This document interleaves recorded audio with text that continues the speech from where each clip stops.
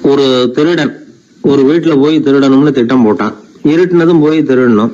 ஆனா ராத்திரி ஆனா வாசல் கதவை சாத்தி உள்பக்கம் தாழ்பால் போட்டுருவாங்களே, என்ன பண்றது, எப்படி வீட்டுக்குள்ள போறது? இவன் யோசனை பண்ண ஒரு முடிவுக்கு வந்தான். சரி, பகல் நேரத்திலேயே யாருக்கும் தெரியாம இந்த வீட்டுக்குள்ள நுழைஞ்சிருவோம், அங்க போய் எங்கேயாவது ஒளிஞ்சுக்குவோம், இருட்டுற வரைக்கும் பேசாம இருப்போம், ராத்திரி எல்லாரும் தூங்கினதுக்கு அப்புறம் நைஸா போய் பீரோவை திறந்து இருக்கிறது பூரா எடுத்துக்கிட்டு ஓடியாந்துடலாம் அப்படின்னு திட்டம் போட்டான். அதே மாதிரி ஒரு நாள் மத்தியானத்துக்கு மேல அந்த வீட்டுக்காரன் எங்கேயோ வெளியில புறப்பட்டு போனான். வீட்டுக்கார அம்மா அடுப்பங்கரையில என்னவோ சமைச்சுக்கிட்டு இருந்தாங்க. திருடன் பார்த்தான். இதுதான் சமயம்னு அந்த வீட்டுக்குள்ள மெதுவா நுழைஞ்சிட்டான். எங்க ஒளியலாம்னு பார்த்தா வலது பக்கம் ஒரு ரூம் இருந்தது. அங்க போனான். அங்க ஒரு படுக்கை அறை, அங்க ஒரு பெரிய கட்டில் இருந்தது. அதுக்கு அடியில போய் பதுங்கிட்டான். இருட்டுனது நம்ம வேலையை ஆரம்பிக்கலாம், அது வரைக்கும் பொறுமையா இருக்கணும் அப்படின்னு சொல்லி பேசாம வாயை மூடிட்டு கம்முன்னு இருக்கிறான். ரொம்ப நேரம் கழிச்சு வெளியில போயிருந்த வீட்டுக்காரன் திரும்பி வந்தான். சாப்பிட்டான். லைட்டை நிறுத்தி விட்டு படுத்துட்டான். அந்த அம்மாவும் வேலையெல்லாம் முடிச்சுட்டு வந்து படுத்துட்டாங்க. நடு ராத்திரி. விடி விளக்கு லேசா எரிஞ்சுக்கிட்டு இருக்கு. வீட்டுக்காரன் லேசா கண்ணை முடிச்சான். கட்லுக்கு நேரா எதிரில ஒரு கண்ணாடி. அதுல பாக்குறான், கட்லுக்கு கீழே ஒரு திருடன் ஒளிஞ்சு இருக்கிறது தெரிஞ்சு போச்சு. உடனே அவன் திருடன் திருடன்னு சத்தம் போடல, யோசனை பண்ணான். மேஜையில இருக்கிற கத்தி எடுத்து கையில வச்சுக்குவோமா அப்படின்னு யோசனை பண்ணான். இந்த சந்தர்ப்பத்துல கத்திய உபயோகப்படுத்துறத விட புத்திய உபயோகப்படுத்துறது தான் சாமர்த்தியம் அப்படின்னு நினைச்சான். உடனே அது பிரகாரம் செயல்பட ஆரம்பிச்சுட்டான். என்ன பண்ணான் தெரியுமா? எதையும் வெளியில காட்டிக்காம ரொம்ப சர்வசாதாரணமா தன்னுடைய மனைவி கிட்ட பேச ஆரம்பிச்சான். மனைவியும் புத்திசாலி, அதனால அவங்களுக்கு தெரியும். அவங்களும் வீட்டுக்காரர் கேட்ட கேள்விக்கு பொருத்தமா பதில் சொல்ல ஆரம்பிச்சாங்க. இவன் கேட்டான், இந்த பாரு, நமக்கு குழந்தை பிறந்தா அதுக்கு கிருஷ்ணமூர்த்தின்னு தான் பேர் வைக்கணும் அப்படின்னா. அதெல்லாம் முடியாது. ஆம்பளை பிள்ளையா இருந்தா ஏகாம்பரம், பொம்பளை பிள்ளையா இருந்தா பங்கஜவல்லி, இதுதான் அவங்க மாமனார் மாமியார் பேர், அதான் வைக்கணும் அப்படின்னாங்க அந்த அம்மா. அதெல்லாம் முடியாது, நான் முடிவு பண்ணிவிட்டேன் கிருஷ்ணமூர்த்தின்னு கத்தனா அவன். இல்ல ஏகாம்பரம் பங்கஜவல்லின்னுது இந்த அம்மா. வாதம் முத்தி போச்சு. கிருஷ்ணமூர்த்தி கிருஷ்ணமூர்த்தி கிருஷ்ணமூர்த்தின்னா அவன், ஏகாம்பரம் பங்கஜவல்லி ஏகாம்பரம் பங்கஜவல்லின்னு இவங்க கத்துறாங்க. ஒரே சத்தமா போச்சு. இத கேட்டதும் பக்கத்து வீட்டுல இருந்தவங்க, எழுத்த வீட்டுல இருந்தவங்க எல்லாம் எழுந்திரிச்சு ஓடி வந்து இவங்க வீட்டு கதவை தட்ட ஆரம்பிச்சுட்டாங்க. தட தடன்னு. இவன் சாவகாசமா எழுந்திரிச்சு போய் கதவை திறந்தான். என்னங்க, இந்த ராத்திரி வேலையில எங்களை எல்லாம் ஏன் கூப்பிட்டீங்க, யாருக்கு என்னாச்சு அப்படின்னு கேட்டாங்க.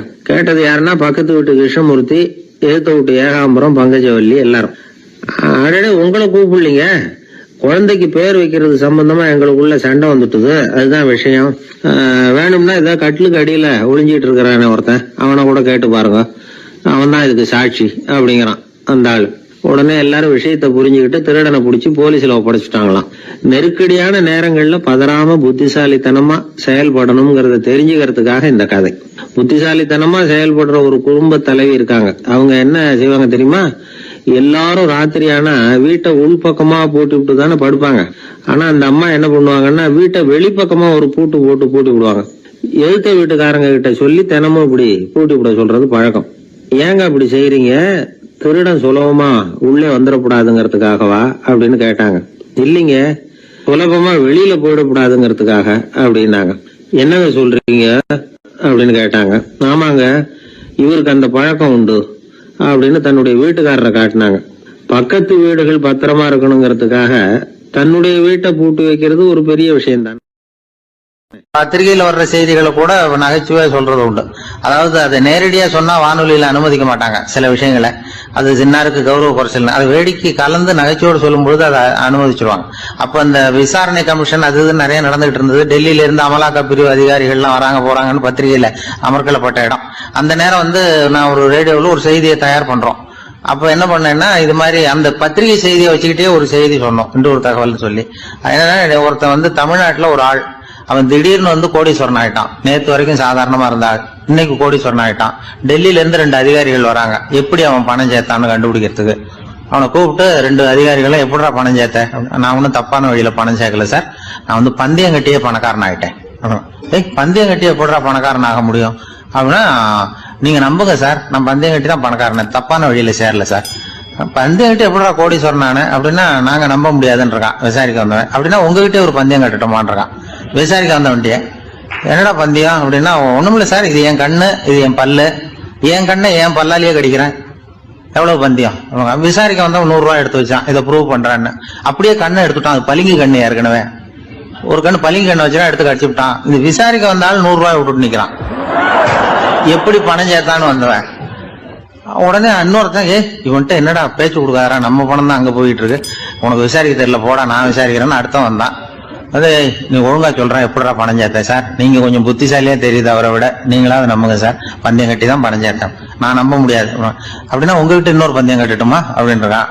வேண்டாம், அவனை ஏமாத்தி விட்டேன் அதனால வேண்டான்றான். இல்ல சார், அவரு ஏமாந்தது பொய் கண்ணு, பளிங்கு கண்ணுன்னு தெரியாது, ஏமாந்துட்டார். இப்போ உங்ககிட்ட பந்தயம் கட்டுறது நெஜம் கண்ணு, இந்த பக்கம் பளிங்கு கண்ணு கிடையாது, நெஜம் கண்ணு, இதை பல்லால கடிக்கிறேன் அப்படின்னா அவன் ஒரு 100 ரூபாய் எடுத்து வச்சான். இவன் அப்படியே பல்செட்டை கட்டினான் தனியா, அப்படியே கட்டி கடிச்சு விட்டான். அதையும் விட்டுட்டான். இவன் உடனே 2 பேரும் இவன்கிட்ட பேச பேச நம்ம பணம் தான் அவன்கிட்ட போயிட்டு இருக்கு, இவன் எப்படி பணம் சேர்த்தான்னு கண்டுபிடிக்கிறதுக்கு டெல்லியில இருந்து வந்திருக்கோம், இவன் மேற்கொண்டு பேசாத, பேச பேச பந்தயம் கட்டுவான். திரும்பி போறதுக்கு ரயிலுக்கு டிக்கெட் சரியா இருக்கா பாடுறான்றான். அவன் கரெக்டா எண்ணி பார்த்து கரெக்டா இருக்குப்பா, மேற்கொண்டு பேசாத, அவன்கிட்ட நம்ம போயிடுவோம், போய் நம்ம அதிகாரிகிட்ட சொல்லிடுவோம்னு சொல்லி போயிட்டு வரேன் சார் அப்படின்னு சொல்லிட்டு மரியாதை போயிட்டாங்க. போய் டெல்லியில பெரிய அதிகாரிகிட்ட போய், சார் அவன்கிட்ட வந்து விசாரிச்சு பார்த்தோம் சார், தமிழ்நாட்டுல பந்தயம் கட்டி தான் பணம் சேர்த்தேன்னு சாதிக்கிறான், எங்ககிட்ட ஒரு 200 ரூபாய் வாங்கிட்டான் சார் அப்படின்னு. அவருக்கு கோவம் வந்துட்டுது. இந்தியாவுக்கே தலைமை அதிகாரி, இதுக்காகவாடா நீங்க இருக்கீங்க, எத்தனை பேர் இருக்கீங்க உங்களை மாதிரி ஜூனியர் ஆபீசர்ஸ் நம்ம ஆபீஸ்ல இந்தியா பூரா விசாரிக்கிறதுக்கு அப்படின்னா 30 பேர் இருக்கோம் சார், 30 பேருக்கு அனுபவம் பத்தாது, நான் இந்தியாவுக்கே தலைமை அதிகாரி, அனுபவம் ஜாஸ்தி, உங்களுக்கு ட்ரைனிங் கொடுக்கணும் எப்படி ஒருத்தரை விசாரிக்கிறதுன்னு. 30 பேரும் ஒரு ரூம்ல வந்து உட்காருங்க, ஒரு ஆள் போய் அந்த ஆள் தமிழ்நாட்டுல இருந்து நீங்க கூப்பிட்டுட்டு வா, வர்ற வரைக்கும் அவன்கிட்ட பேசாதீங்க, பந்தயம் கட்டுவான், மெதுவா கொண்டு வந்து நிறுத்து அப்படின்னா ஒரு ஆள் வந்து ஸ்பெஷலா கூப்பிட்டு போட்டான். இது மாதிரி மேடையில நிறுத்திவிட்டு ஒரு தலைமை அதிகாரி 30 ஜூனியர் அதிகாரிகள் அவங்களுக்கு பயிற்சி கொடுக்குறார். இவனை பார்த்து, ஒழுங்கா சொல்லு, எப்படி பணம் சேர்த்த, நான் இந்தியாவுக்கே தலைமை அதிகாரி, என்கிட்ட உண்மையை ஒத்துக்கிட்டீங்கன்னா உன்னை அப்ரூவர் ஆக்கிடுவேன் அல்லது தண்டனையை குறைப்பேன், அந்த அதிகாரம்லாம் என்கிட்ட உண்டு, ஒழுங்கா சொல்லு அப்படிங்கிறார். அவர், சார் நீங்க இந்தியாவுக்கே தலைமை அதிகாரி, அனுபவம் ஜாஸ்தி, நீங்களாவது நம்புங்க சார், நான் பந்தயம் கட்டி தான் பணம் சேர்த்தேங்கிறான். இங்கேயே வந்து இப்படி சாதிக்கிறேன், உன்னை நம்ப முடியாதரா அப்படின்னா உங்ககிட்ட ஒரு பந்தயம் கட்டட்டுமா நானா அவர்கிட்ட போய், வேணாண்டா என் ஆளை ஏமாத்தி விட்டேன் அப்படின்னா, இல்ல சார் அவங்க ஏமாந்தது என் உடம்ப பத்தின ரகசியம், என் கண்ணு பளிங்கு கண்ணுன்னு தெரியாது, நான் பல்செட்டு கட்டியிருந்தது தெரியாது, ஏமாந்துட்டாங்க, இப்ப நான் உங்ககிட்ட கட்டுற பந்தயம் உங்க உடம்ப பத்தின ரகசியம். என் உடம்புல என்னடா ரகசியம், முதுகுல, உங்க முதுகுல 1 ரூபா அகலத்துக்கு கருப்பா ஒரு மச்சம் இருக்கு, உண்டா இல்லையானா, இல்லேன்னு தெரியும் அவருக்கு. இல்லடா நேத்து வரைக்கும் இல்ல சார், இப்ப இருக்குது மச்சம் அப்படின்னு உடனே 100 ரூபாய் எடுத்து வச்சார் அவர் தலைமை அதிகாரி. ஒரு 100 ரூபாய் வச்சு சட்டையை கட்டி காட்டுறாரு, மச்சம் இல்ல, இவன் தோத்துட்டான் இங்கிருந்து போனவன். உடனே 200 ரூபாய் எடுத்து வச்சுக்கிட்டு, தோழர்களே இப்படிதான் ஒருத்தரை விசாரிக்கணும், என்கிட்ட இவன் ஏமாந்துட்டான் பாருங்க, துருவி துருவி விசாரிக்கிறதுன்னு சொல்றாங்களே இதுதான் அப்படின்னு விளக்கம் கொடுத்தாரு. அப்போ இவன் மெதுவா ஆரம்பிச்சானா, சார் இந்த பந்தயத்துல உங்களுக்கு 200 ரூபாய் லாபம், ஆனா இதே பந்தயத்துல எனக்கு 2900 ரூபாய் லாபம் சார் அப்படின்றான். என்னடா பண்ண அப்படின்னு கேட்டிருக்காரு. உங்களுக்கு தெரியாம இந்த 30 பேர்கிட்டையும் தனித்தனியா ஒரு பந்தயம் கட்டியிருக்கேன். 30 பேர்கிட்ட என்னடா பந்தயம் கட்டினேன், ஒண்ணும் இல்ல சார், உங்க எல்லாரும் முன்னாடியும் உங்க மேல் அதிகாரியை சட்டையை கேட்ட வைக்கிறேன், உங்களுக்கு பந்தயம் கட்டினேன், போயிட்டு பூரா எனக்கு 2900 ரூபாய் லாபம். அவரு பார்த்தாரு, அதிர்ச்சி ஆயிட்டாரு. தலைமை, சார் நீங்க போங்க சார் அப்படின்னு சொல்லி ஒரு ஆளை கொண்டு போய், சாரை கொண்டு போய் மரியாதையா பக்கத்து ரூம்ல விட்டுவாங்க, இனிமே அவர்கிட்ட யாரும் பேசாதீங்க வாங்கன்னு சொல்லிவிட்டு, அதுக்கப்புறம் தோழர்களே, இவர் பேச ஆரம்பிச்சாரு, தோழர்களே இனிமே யாரும் தமிழ்நாட்டு பக்கம் விசாரிக்க போகாதீங்க, நீங்க யாராவது போறதுன்னா மத்திய பிரதேசம், உத்தரப்பிரதேசம், இப்படி எத்தனையோ பிரதேசம் இருக்கு, போயிட்டு வாங்க, தமிழ்நாட்டு மட்டும் போகாதீங்க, ஏன்னா அங்க போனா நம்ம பணத்துக்கு ஆபத்து வந்துருது அப்படின்னு சொன்னாருன்னு. இந்த கதையை ரேடியோவில் சொன்னேன். இந்த கதையை உண்மை சம்பவமா சொன்னா அனுமதிச்சிருக்க மாட்டாங்க.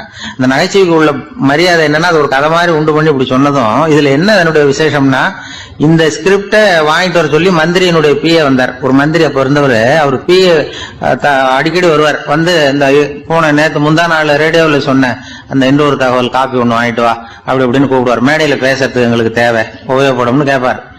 அவரு இந்த நிகழ்ச்சி வந்தப்போ உடனே அன்னைக்கு வந்துட்டார் அந்த பிஏ. இன்னைக்கு காலையில சொன்னீங்களே சார், மந்திரி கேட்கிறாரு மேடையில பேசுறதுக்கு அப்படின்னு. நான் அப்பதான் ஆச்சரியப்பட்டேன், பாருங்க இந்த நகைச்சுவைக்கு உள்ள மரியாதை. அவரே கேட்கிறார், சொல்லப்பட்டதே அவரை பத்தி தாங்கிறது தெரியாம அவரே எப்படி சொல்ல, அதுதான் சிரிப்புக்குள்ள மரியாதைங்கிறது. அது யார பத்தி சொல்றோமோ அவருக்கு தெரியாம கூட சொல்லலாம் அதை. அப்படி இது உண்மையில நடந்த சம்பவம். அந்த அமைச்சர் இப்ப இல்ல, உயிரோட எல்லாம் இருந்து வாங்கிட்டு இருந்தார். ஒரு ஊர்ல ஒரு ஆள் இருந்தான், அவனுக்கும் அவன் மனைவிக்கும் சண்டை. இவன் கோவிச்சுக்கிட்டு வீட்டை விட்டு வெளியில வந்துட்டான். நேரா தன்னுடைய நண்பன் ஒருத்தனை தேடிட்டு போனான். அந்த நண்பன் எப்படின்னா, எதுக்கும் அசர மாட்டான், எப்பவும் மகிழ்ச்சியா இருப்பான். அவன்கிட்ட போய் இவன் யோசனை கேட்டான். அது சரி, நீ எப்படி எப்பவும் மகிழ்ச்சியா இருக்கிற, என்னால அப்படி இருக்க முடியலையே அப்படின்னு கேட்டான். என்ன நடந்தது சொல்லுன்னு அவன். வீட்டுல எனக்கும் என் மனைவிக்கும் தகராறு, நிம்மதி இல்லை, அதுதான் இங்க வந்தேன், உங்ககிட்ட யோசனை கேட்கலாமேன்னு அப்படின்னு விவரத்தை சொன்னான். அதை கேட்டுட்டு அதுக்கப்புறமா இவன் சொன்னான், இந்த பாருப்பா, இது ஒன்றும் பெரிய விஷயம் இல்லை. எனக்கு 2 மனைவிகள், 2 வீடு. ஒரு வீட்டுல சண்டை வந்துட்டுதுன்னா நேரா இன்னொரு வீட்டுக்கு வந்துடுவேன், இங்கே சண்டை வந்துட்டுதுன்னா நேரா அங்க போடுவேன். 2 குடும்பம் இருக்கிறதுனால இப்படி ஒரு வசதி, இதுதான் என்னுடைய மகிழ்ச்சியின் ரகசியம் அப்படின்னு நானா. ஓ அப்படியா விஷயம், இப்ப புரிஞ்சுக்கிட்டேன், உன்னுடைய யோசனைக்கு ரொம்ப நன்றி அப்படின்னு சொல்லிவிட்டு அவன் திரும்பி வந்துட்டான். அங்க எங்க தேடினான். ஒரு வாரத்துக்குள்ள இன்னொரு பொண்ணை தேடி கண்டுபிடிச்சு கல்யாணம் பண்ணிட்டான். இப்ப இவனுக்கு 2 வீடு ஆயிட்டுது. அதுக்கப்புறம் என்னாச்சு தெரியுமா, இவன் 2வதா கல்யாணம் பண்ணிட்டு வந்தானே, இந்த செய்தி முதல் மனைவிக்கு தெரிஞ்சு போச்சு. போனான், அது கழுத்தை பிடிச்சி வெளில தள்ளி விட்டு கதவை சாத்தி விட்டுது. இனிமே இந்த பக்கம் வராத, எனக்கு தெரியாம எப்படி நீ இன்னொரு கல்யாணம் பண்ண அப்படின்னு சொல்லி அடிச்சு விரட்டி விட்டுது. இவன் அதனால என்ன பரவாயில்லன்னு 2வது மனைவி வீட்டுக்கு போனான். அங்க பார்த்து, நீ எனக்கு கல்யாணம் பண்றதுக்கு முன்னாடி ஏற்கனவே உனக்கு கல்யாணம் ஆச்சுங்கிற விஷயத்த ஏன் என்கிட்ட சொல்லல அப்படின்னு சொல்லி அதுவும் கழுத்தை பிடிச்சி வெளில தள்ளி விட்டுது. இவன் வீதிக்கு வந்துட்டான். இங்கேயும் போக முடியல, அங்கேயும் போக முடியல. என்ன இது, அவன் சொல்லி கொடுத்த யோசனை ஒன்றும் சரியா வரலையே அப்படின்னு யோசனை பண்ணிக்கிட்டே நடந்தான். வழியில ஒரு பாழடைஞ்ச மண்டபம். சரி, இன்னைக்கு ராத்திரி இங்கேயே படுத்துருவோம், வேற எங்கேயும் போய் படுத்துவோம் முடியாது, அதான் 2 பேரும் விரட்டி விட்டாங்களே, என்ன பண்றது அப்படின்னு சொல்லி அந்த மண்டபத்துல போய் ஒரு தூண்ல ஓரமா சாஞ்சி உக்காந்தான். அப்ப எதிர்த்தாப்புல இன்னொரு தூண் ஓரமா யாரோ அசையறது மாதிரி தெரிஞ்சுது, லேசான இருட்டுல. யாரப்பா அது அப்படின்னு கிட்ட போய் பாக்குறான். அப்புறம் தான் தெரியுது, அவன் யாரு தெரியுமா, இவனுக்கு யோசனை சொன்னான்ல 2 கல்யாணம் பண்ணிக்கணும்னு சொல்லி, அவன் அங்க படுத்து கிடக்குறான். ஏய் நீயா, நீ எப்படிடா இங்க வந்த அப்படின்னா, 2 வீட்லயும் சண்டை வந்துட்டுது, அதுதான் இங்க வந்தேன், படுத்து தூங்கலாமேன்னு அப்படின்னா. 2 வீடு இருக்கிறது சௌரியம்னு என்கிட்ட சொன்னியப்பா அப்படின்னா இவன். நான் அப்படி சொன்னதுக்கு ஒரு காரணம் உண்டுன்னா அவன். என்னடா காரணம்னு கேட்டான். அது வேற ஒண்ணும் இல்ல, தினமும் ராத்திரியில இந்த மண்டபத்துல தனியா படுக்கிறதுக்கு எனக்கு பயமா இருந்தது, எனக்கு ஒரு துணை தேவைப்பட்டது, அதுக்காக தான் உங்ககிட்ட அப்படி யோசனை சொன்னேன். இப்ப நீ வந்ததுனால நான் எனக்கு துணை கிடைச்சிட்டுது, இப்ப நம்ம 2 பேரும் துணையா இங்க படுத்துக்கலாம், நீ அந்த தூண்ல சாஞ்சிக்கோ, நான் இந்த தூண்ல சாஞ்சிக்கிறேன் அப்படின்னு சொல்லி படுத்து தூங்க ஆரம்பிச்சிட்டானோ. அதாவது நம்ம வாழ்க்கையில முடிவுகள் எடுக்கிற விஷயத்துல இந்த ஆள் மாதிரி தான் பல பேர் நடந்துக்கிறோம் அப்படிங்கிறார். அதாவது உலக புகழ்பெற்ற மனோதத்துவ மேதை எம் ஸ்காட் பெக் அப்படிங்கிறவர். அதாவது வீட்டுக்கு தேவையான பொருள்கள் வாங்குறதுல இருந்து கல்யாணம் பண்றது, வீடு கட்டுறது வரைக்கும் அடுத்தவங்க பேச்சை கேட்டு வீணா போறவங்க தான் அதிகம். அறிவுரை கேட்கறதுல தப்பு இல்லை, ஆனா அதுக்கப்புறம் அதை பத்தி சரியா சிந்திச்சு பாக்குறது இல்ல, அதுதான் தப்பு. சில பேர் அறிவுரை சொல்றதுலயே ரொம்ப தெளிவா இருப்பாங்க. ஏன் சார் 2 சம்சாரத்தோட குடும்பம் நடத்துறது ரொம்ப கஷ்டமானு கேட்டாராம் ஒருத்தர். அது எனக்கு தெரியாதுங்க அப்படின்னாராம் அவரு. ஏன்னு கேட்டிருக்கார். ஏன்னா எனக்கு 3 சம்சாரம் அப்படின்னாராம் அவர். தான் மட்டும் வாழ்ந்தா போதும் அப்படின்னு நினைக்கிறவங்க உண்டு, தானும் வாழணும் அடுத்தவங்களும் வாழணும் அப்படின்னு நினைக்கிறவங்களும் உண்டு. முதல்ல சொன்ன வகையை சேர்ந்த மனிதர்கள் எப்படி தெரியுமா, எப்படியாவது தான் மட்டும் வாழ்ந்தால் போதுங்கிற நினைப்பு தான் எப்போ அவங்களுக்கு இருக்கும். தங்களுடைய வளர்ச்சிக்கு எது தடையா இருந்தாலும் சரி, யார் தடையா இருந்தாலும் சரி, அதை அழிச்சுட்டு தான் மறுவேலை பார்ப்பாங்க. அவங்க எல்லாம் பாவ காரியங்களுக்கு தயங்குறதே இல்லை. அப்படிப்பட்ட வாழ்க்கை அவங்களுக்கே இடைஞ்சல அமைஞ்சு விடுறது உண்டு. அதை விளக்கறதுக்கு ஒரு கதையும் உண்டு. ஒரு ஊர்ல அப்படிப்பட்ட ஆள் ஒருத்தன் இருந்திருக்கான். நிறைய பாவங்களை செஞ்சவன். அதன் காரணமா நரகப்படுகொழியில விழுந்துட்டான். நரகப்படுகொழிங்கிறது ஒரு பெரிய கிணறு மாதிரி. ஏற்கனவே பாவம் செஞ்சவங்க நிறைய பேர் அதுல விழுந்து கிடக்குறாங்க. உள்ள ஏகப்பட்ட சத்தம், எல்லாம் அந்த பாவாத்மாக்கள் போடுற சத்தம். இப்போ விழுந்தானே இவனும் சத்தம் போட்டான். இவன் போடுற சத்தம் கொஞ்சம் அதிகமா கேட்டுது. இந்த கிணத்துக்கு பக்கத்துல புத்தர் உட்கார்ந்துருக்கிறார். அவர் காதுல இவன் போடுற சத்தம் விழுந்தது. உடனே அந்த கிணத்தடிக்கு போனார், குனிஞ்சு பார்த்தார். சாமி என்னை காப்பாத்துங்க அப்படின்னு கத்தனா இவன். புத்தர் அவனை கொஞ்சம் கவனிச்சு பார்த்தார். மனித சமுதாயத்துக்கு அவன் என்னென்ன கெடுதல் பண்ணியிருக்கிறாங்கிற விவரம்லாம் அவர் மனக்கண்ணுல தெரிஞ்சது. அவருக்கு எல்லாம் புரிஞ்சு போச்சு. இருந்தாலும் அவனை காப்பாத்துறதுக்கு ஏதாவது வழி உண்டா அப்படின்னு யோசிச்சார். அவன் தன்னுடைய வாழ்நாள்ல ஏதாவது நல்லது செஞ்சிருக்கானா அப்படின்னு பார்த்தார். ஒரே ஒரு சமயம் அவன் தன்னுடைய காலடியில மிதிபட இருந்த சிலந்தியை மிதிக்காமல் தாண்டி போயிருக்கிறான். இந்த ஒரு காரியத்துக்காக அவனை கரையேற்ற முடியுமா அப்படின்னு நினைச்சார். அவ்வளவுதான். உடனே அவர் கையில ஒரு சிலந்தி உட்கார்ந்துதான். அதுகிட்ட இருந்து நூல் இழை வெளிவர ஆரம்பிச்சது. அந்த நூல் இழை கிணற்று ஆழம் வரைக்கும் அப்படியே நீண்டுகிட்டே போச்சான். புத்தர் பார்த்தார். இந்த நூலை பிடிச்சுக்கிட்டு மேலே ஏறி வா அப்படின்னார். என்னங்க சொல்றீங்க, இந்த சிலந்தி நூல் என்ன தாங்குமான்னு கத்தனான். எல்லாம் தாங்கும், அதை பிடிச்சுக்கிட்டு ஏறி வா அப்படின்னார். சந்தேகத்தோடவே அவன் அந்த நூல் இழைய பிடிச்சி இழுத்து பார்த்தா ரொம்ப வலுவா இருந்தது. அவனுக்கு ஆச்சரியம். அதை பிடிச்சிக்கிட்டு மெதுவா மேல ஏறி வர ஆரம்பிச்சுட்டான். பாதி தூரம் ஏறி வந்திருப்பான். அப்ப அவன் காலுக்கு கீழே ஏதோ சத்தம். என்னன்னு குனிஞ்சு பார்க்கறான். கீழே கிடந்தவங்க சில பேரும் அந்த நூலை பிடிச்சி மேல வந்துகிட்டு இருக்கிறாங்க. இவனுக்கு கோபம் வந்துட்டுது. தன்னுடைய இடுப்புல வச்சிருந்த கத்தியை எடுத்து தன்னுடைய காலுக்கு கீழே நூல் இழைய அப்படியே வெட்டி விட்டுட்டான். இனிமே நாம மட்டும்தான் மேலே ஏறி வந்துடணும் அப்படின்னு நினைச்சுக்கிட்டான். ஆனா நடந்தது என்ன தெரியுமா? மொத்த நூல் இழையும் அப்படியே அருந்து கீழே விழுந்துட்டுது. அவனும் பொத்துன்னு கீழே விழுந்துட்டான். மறுபடியும் கத்த ஆரம்பிச்சுட்டான். ஏற்கனவே அவன் செஞ்சிருந்த ஒரு சிறு கருணை அந்த நூல் இழைக்கு உறுதியை கொடுத்தது. இப்போ அவன் செஞ்ச பாவம் அந்த நூல் இழைய வலுவிழக்க செஞ்சுட்டுது. அடுத்தவங்களும் வாழணுங்கிற எண்ணம் அவனுக்கு இருந்திருந்தா இப்ப அவனும் கரையேறி வந்திருப்பான், மற்றவங்களும் சௌக்கியமா வந்து சேர்ந்திருப்பாங்க. அதனால நாமும் வாழணும், அடுத்தவங்களும் வாழணும் அப்படின்னு நினைக்கிறவன் வாழ்க்கையில சீக்கிரம் முன்னுக்கு வந்துருவான். ஒருத்தன் ஒரு டாக்டர் கிட்ட போனான், மருந்து வாங்கினான், வாங்கி கொண்டாந்து பேசாம வச்சுட்டான், சாப்பிடல. அப்புறம் எதுக்காகப்பா போய் அவர்கிட்ட மருந்து வாங்கினேன் அப்படின்னு கேட்டாங்க. டாக்டர் வாழணும் இல்லையா, அதனாலதான் அப்படின்னா. அவர் கொடுத்த மருந்தை நீ ஏன் சாப்பிடல அப்புறம் அப்படின்னு கேட்டாங்க. நான் வாழணும் இல்லையா, அதுக்காக தான் அப்படின்னா. இந்த உலகத்துல உண்மையாவே வேதாந்தம் பேசுறவங்களும் உண்டு, உள்ளுக்குள்ள வேற மாதிரி இருந்துகிட்டு வெளியில வேதாந்தம் பேசுறவங்களும் உண்டு. ஒரு ஆள் இருந்தார். அவரு ஒரு கடை வச்சு வியாபாரம் பண்ணிட்டு இருந்தார். மகா கஞ்சன், யாருக்கும் எந்த உதவியும் செய்ய மாட்டார். எச்சில் கையென்ன ஈர கையை கூட உதற மாட்டார். அப்படிப்பட்ட மனுஷன். அந்த ஊருக்கு ஒரு முனிவர் வந்துகிட்டு இருந்தார். வருஷத்துக்கு ஒரு தடவை வருவார். ஒரு நாள் 2 நாள் இருப்பார், அப்புறம் போயிடுவார். அந்த முனிவர் வர்றப்போலாம் இந்த ஆள் எழுந்திரிச்சு ஓடி போய் அவரை வரவேற்பான். ரொம்ப பெரிய வேதாந்தி மாதிரி அவர்கிட்ட பேசிக்கிட்டு இருப்பான். காயமே இது பொய், வெறும் காற்றடைத்த பையும்மா, தர்மம் தலைகாக்கும்மா. பணம் என்ன சார் பணம், இன்னைக்கு ஒருத்தன் கையில இருக்கும், நாளைக்கு ஒருத்தன் கையில இருக்கும், எல்லாம் மாயம். எனக்கு தான் இன்னமும் இந்த சம்சார பந்தத்திலிருந்து விடுபடுறதுக்கு நேரம் வரலேம்மா. அந்த முனிவரும் இந்த ஆள் இப்படி சொல்றத கேட்ட உடனே, ஏப்பா அப்படி சொல்ற, இப்ப கூட நீ சரின்னு சொல்லு, உனக்கு தீட்சை கொடுத்து இதுல இருந்து விடுபடுற ஞானத்தை போதிக்கிறேன் பார். உடனே அந்த ஆள் என்ன சொல்லுவான் தெரியுமா? ஐயோ சாமி, இப்போ அது எப்படிங்க முடியும், பிள்ளைங்கள்லாம் சின்ன சிறுசுங்க, அதுகளுக்கெல்லாம் ஒரு கல்யாணம் காட்சின்னு செஞ்சு கடமையை முடிச்சுட்டா நீங்க சொல்றபடி செஞ்சு விடலாமா. சரி, இன்னும் முனிவர் போயிடுவார். அடுத்த வருஷம் வருவார். இவன் வழக்கம் போல வேதாந்தம் பேசுவான். சரி, தீட்சை கொடுக்குறேன் வா அம்பார். பேரம் பேத்தியை பார்க்கணும், கோர்ட்ல கேஸ் ஒன்று இருக்கு, அது முடியணும் அப்படின்னு தயங்க ஆரம்பிச்சிருவான். எல்லாம் சொல்லுவான், ஆனா குடிக்கிறதுக்கு தண்ணி கூட கொடுக்க மாட்டான். ரொம்ப வருஷம் கழிச்சு மறுபடியும் ஒரு நாள் அந்த ஊருக்கு முனிவர் வந்தார். இவன் கடைக்கு வந்தார். அப்புறம் அங்க கல்லாவில் நம்ம ஆள் இல்லை, அவன் புள்ளதான் உட்காந்துருக்கிறான். அப்பாவை போலவே புள்ளைய எழுந்திரிச்சு ஓடியாந்து முனிவரை வரவேற்றான். அப்பா எங்கன்னு விசாரிச்சாரு முனிவர். ஐயோ, அதை ஏன் கேட்குறீங்க சாமி, உங்ககிட்ட தீட்சை வாங்கி இந்த சம்சார பந்தத்திலிருந்து விடுதலை பெறணும்னு சொல்லிக்கிட்டே இருப்பார், அது நிறைவேறாமலே போய் சேர்ந்துட்டார். போன மாசம் ஒரு நாள் திடீர்னு நெஞ்சு வலிக்குதுன்னார், அவ்வளவுதான் போட்டுன்னு போயிட்டார் அப்படின்னு புலம்புனான் பையன். இதை கேட்டதும் முனிவர் சிரிச்சாரான்.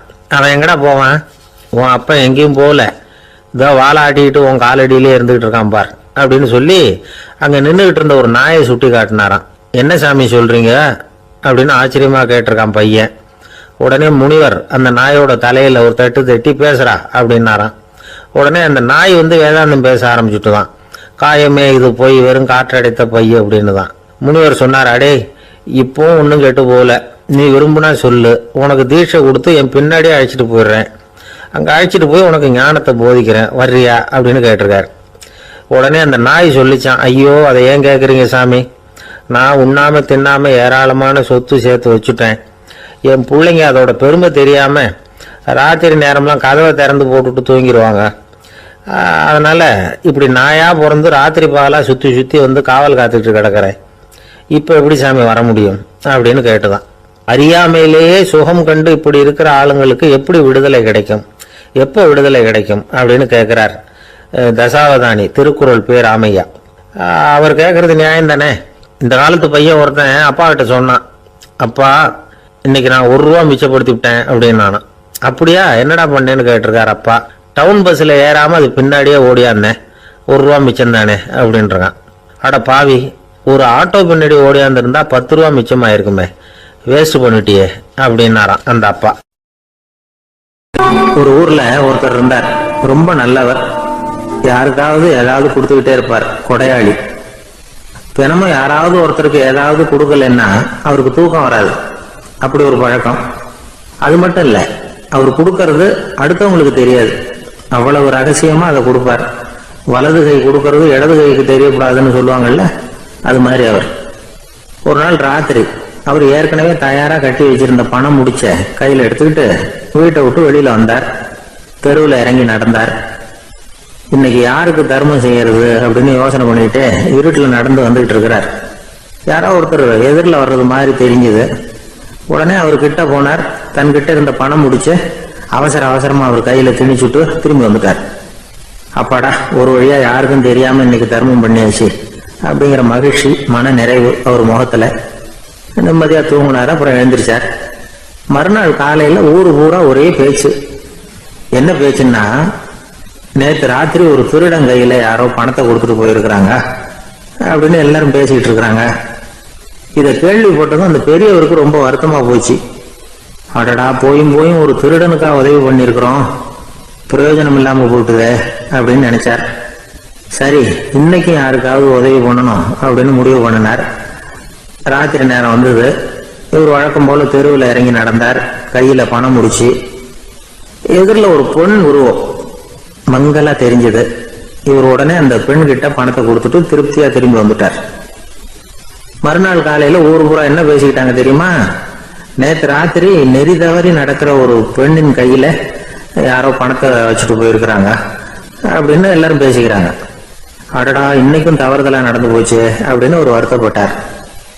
இருக்கட்டும், இன்னைக்கு ஏதாவது தர்மம் பண்ணுவோம் அப்படின்னு நினைச்சுக்கிட்டாரு. 3வது நாள் ராத்திரியும் புறப்பட்டார். இப்பவும் எதிரில் ஒருத்தர் வந்தார். இவர் பணத்தை கொடுத்தார், திரும்பி வந்துட்டார். மறுநாள் மக்கள் என்ன பேசிக்கிட்டாங்கன்னா, நேற்று ராத்திரி ஒரு செல்வந்தர் கையில யாரோ பணத்தை கொடுத்துட்டு போயிருக்கிறாங்க அப்படின்னு பேசிக்கிட்டாங்களாம். அவருக்கு ரொம்ப வருத்தமா போட்டுது. என்ன இது, தினம் இப்படி ஆகிட்டு இருக்குதே அப்படின்னு நினைச்சுக்கிட்டே படுத்து தூங்கினார். அன்னைக்கு ராத்திரி ஒரு கனவு. அந்த கனவுல இறைவன் வந்து சொன்னாராம், இத பாருப்பா, நீ கொடுத்த தர்மம் வீணா போயிடல. உன்கிட்ட பணம் வாங்கின அந்த திருடன் திருந்திட்டான், அந்த பொண்ணும் திருந்திட்டா, அந்த செல்வந்தனும் கொடையாளி ஆயிட்டான், எல்லாருக்கும் உதவி பண்ண ஆரம்பிச்சுட்டான் அப்படின்னு சொன்னாராம். இந்த கதையை சொன்னவர் யாருன்னா நபிகள் நாயகம். இதுல உள்ள கருத்து என்னன்னா, நல்ல மனசோட தர்மம் பண்ணுனா அது வீணா போறதில்லை. இன்னொரு கருத்து, தர்மம் வந்து தன்னை மட்டுமல்ல அடுத்தவங்களையும் தீமையிலிருந்து காப்பாற்றும். இதுதான் நாம புரிஞ்சுக்க வேண்டியது. இந்த காலத்திலயும் இது மாதிரி சில சம்பவங்கள் நடக்கிறது உண்டு. ஒரு பெரியவர் இருட்டுல நடந்து வந்துகிட்டு இருந்தாரு.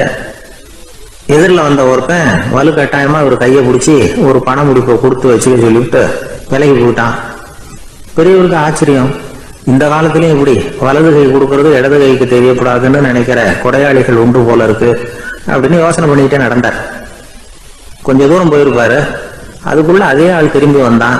கொடுத்த பண முடிப்பை திருப்பி கொடுங்க அப்படின்னு கேட்டு வாங்கிட்டான். இவருக்கு ஒன்றும் புரியல. ஏன் இப்படி பண்றேன்னார். அது ஒண்ணும் இல்லைங்க, கொஞ்ச நேரம் இதை உங்ககிட்ட கொடுத்து வச்சிருந்தேன், அவ்வளவுதான் அப்படின்னா. ஏன்னு கேட்டார். என்னை பின்னாடி போலீஸ் தேடிக்கிட்டு வந்துகிட்டு இருக்குது, அதுதான் அப்படி பண்ணேன், இப்ப போயிட்டுது, இனிமே ஒன்றும் பயம் இல்லை அப்படின்னு சொல்லிட்டு அவன் பாட்டுக்கு நடந்து போறான். கணவன் மனைவி அன்பா இருக்கணும், ஒருத்தர் நல்லா புரிஞ்சுக்கணும், விட்டு கொடுக்குற மனப்பான்மை வேணும். அதுதான் ஒரு நல்ல குடும்பம். இன்னைக்கு பல குடும்பங்கள்ல அர்த்தமில்லாத சண்டைகள் தான் அதிகம்.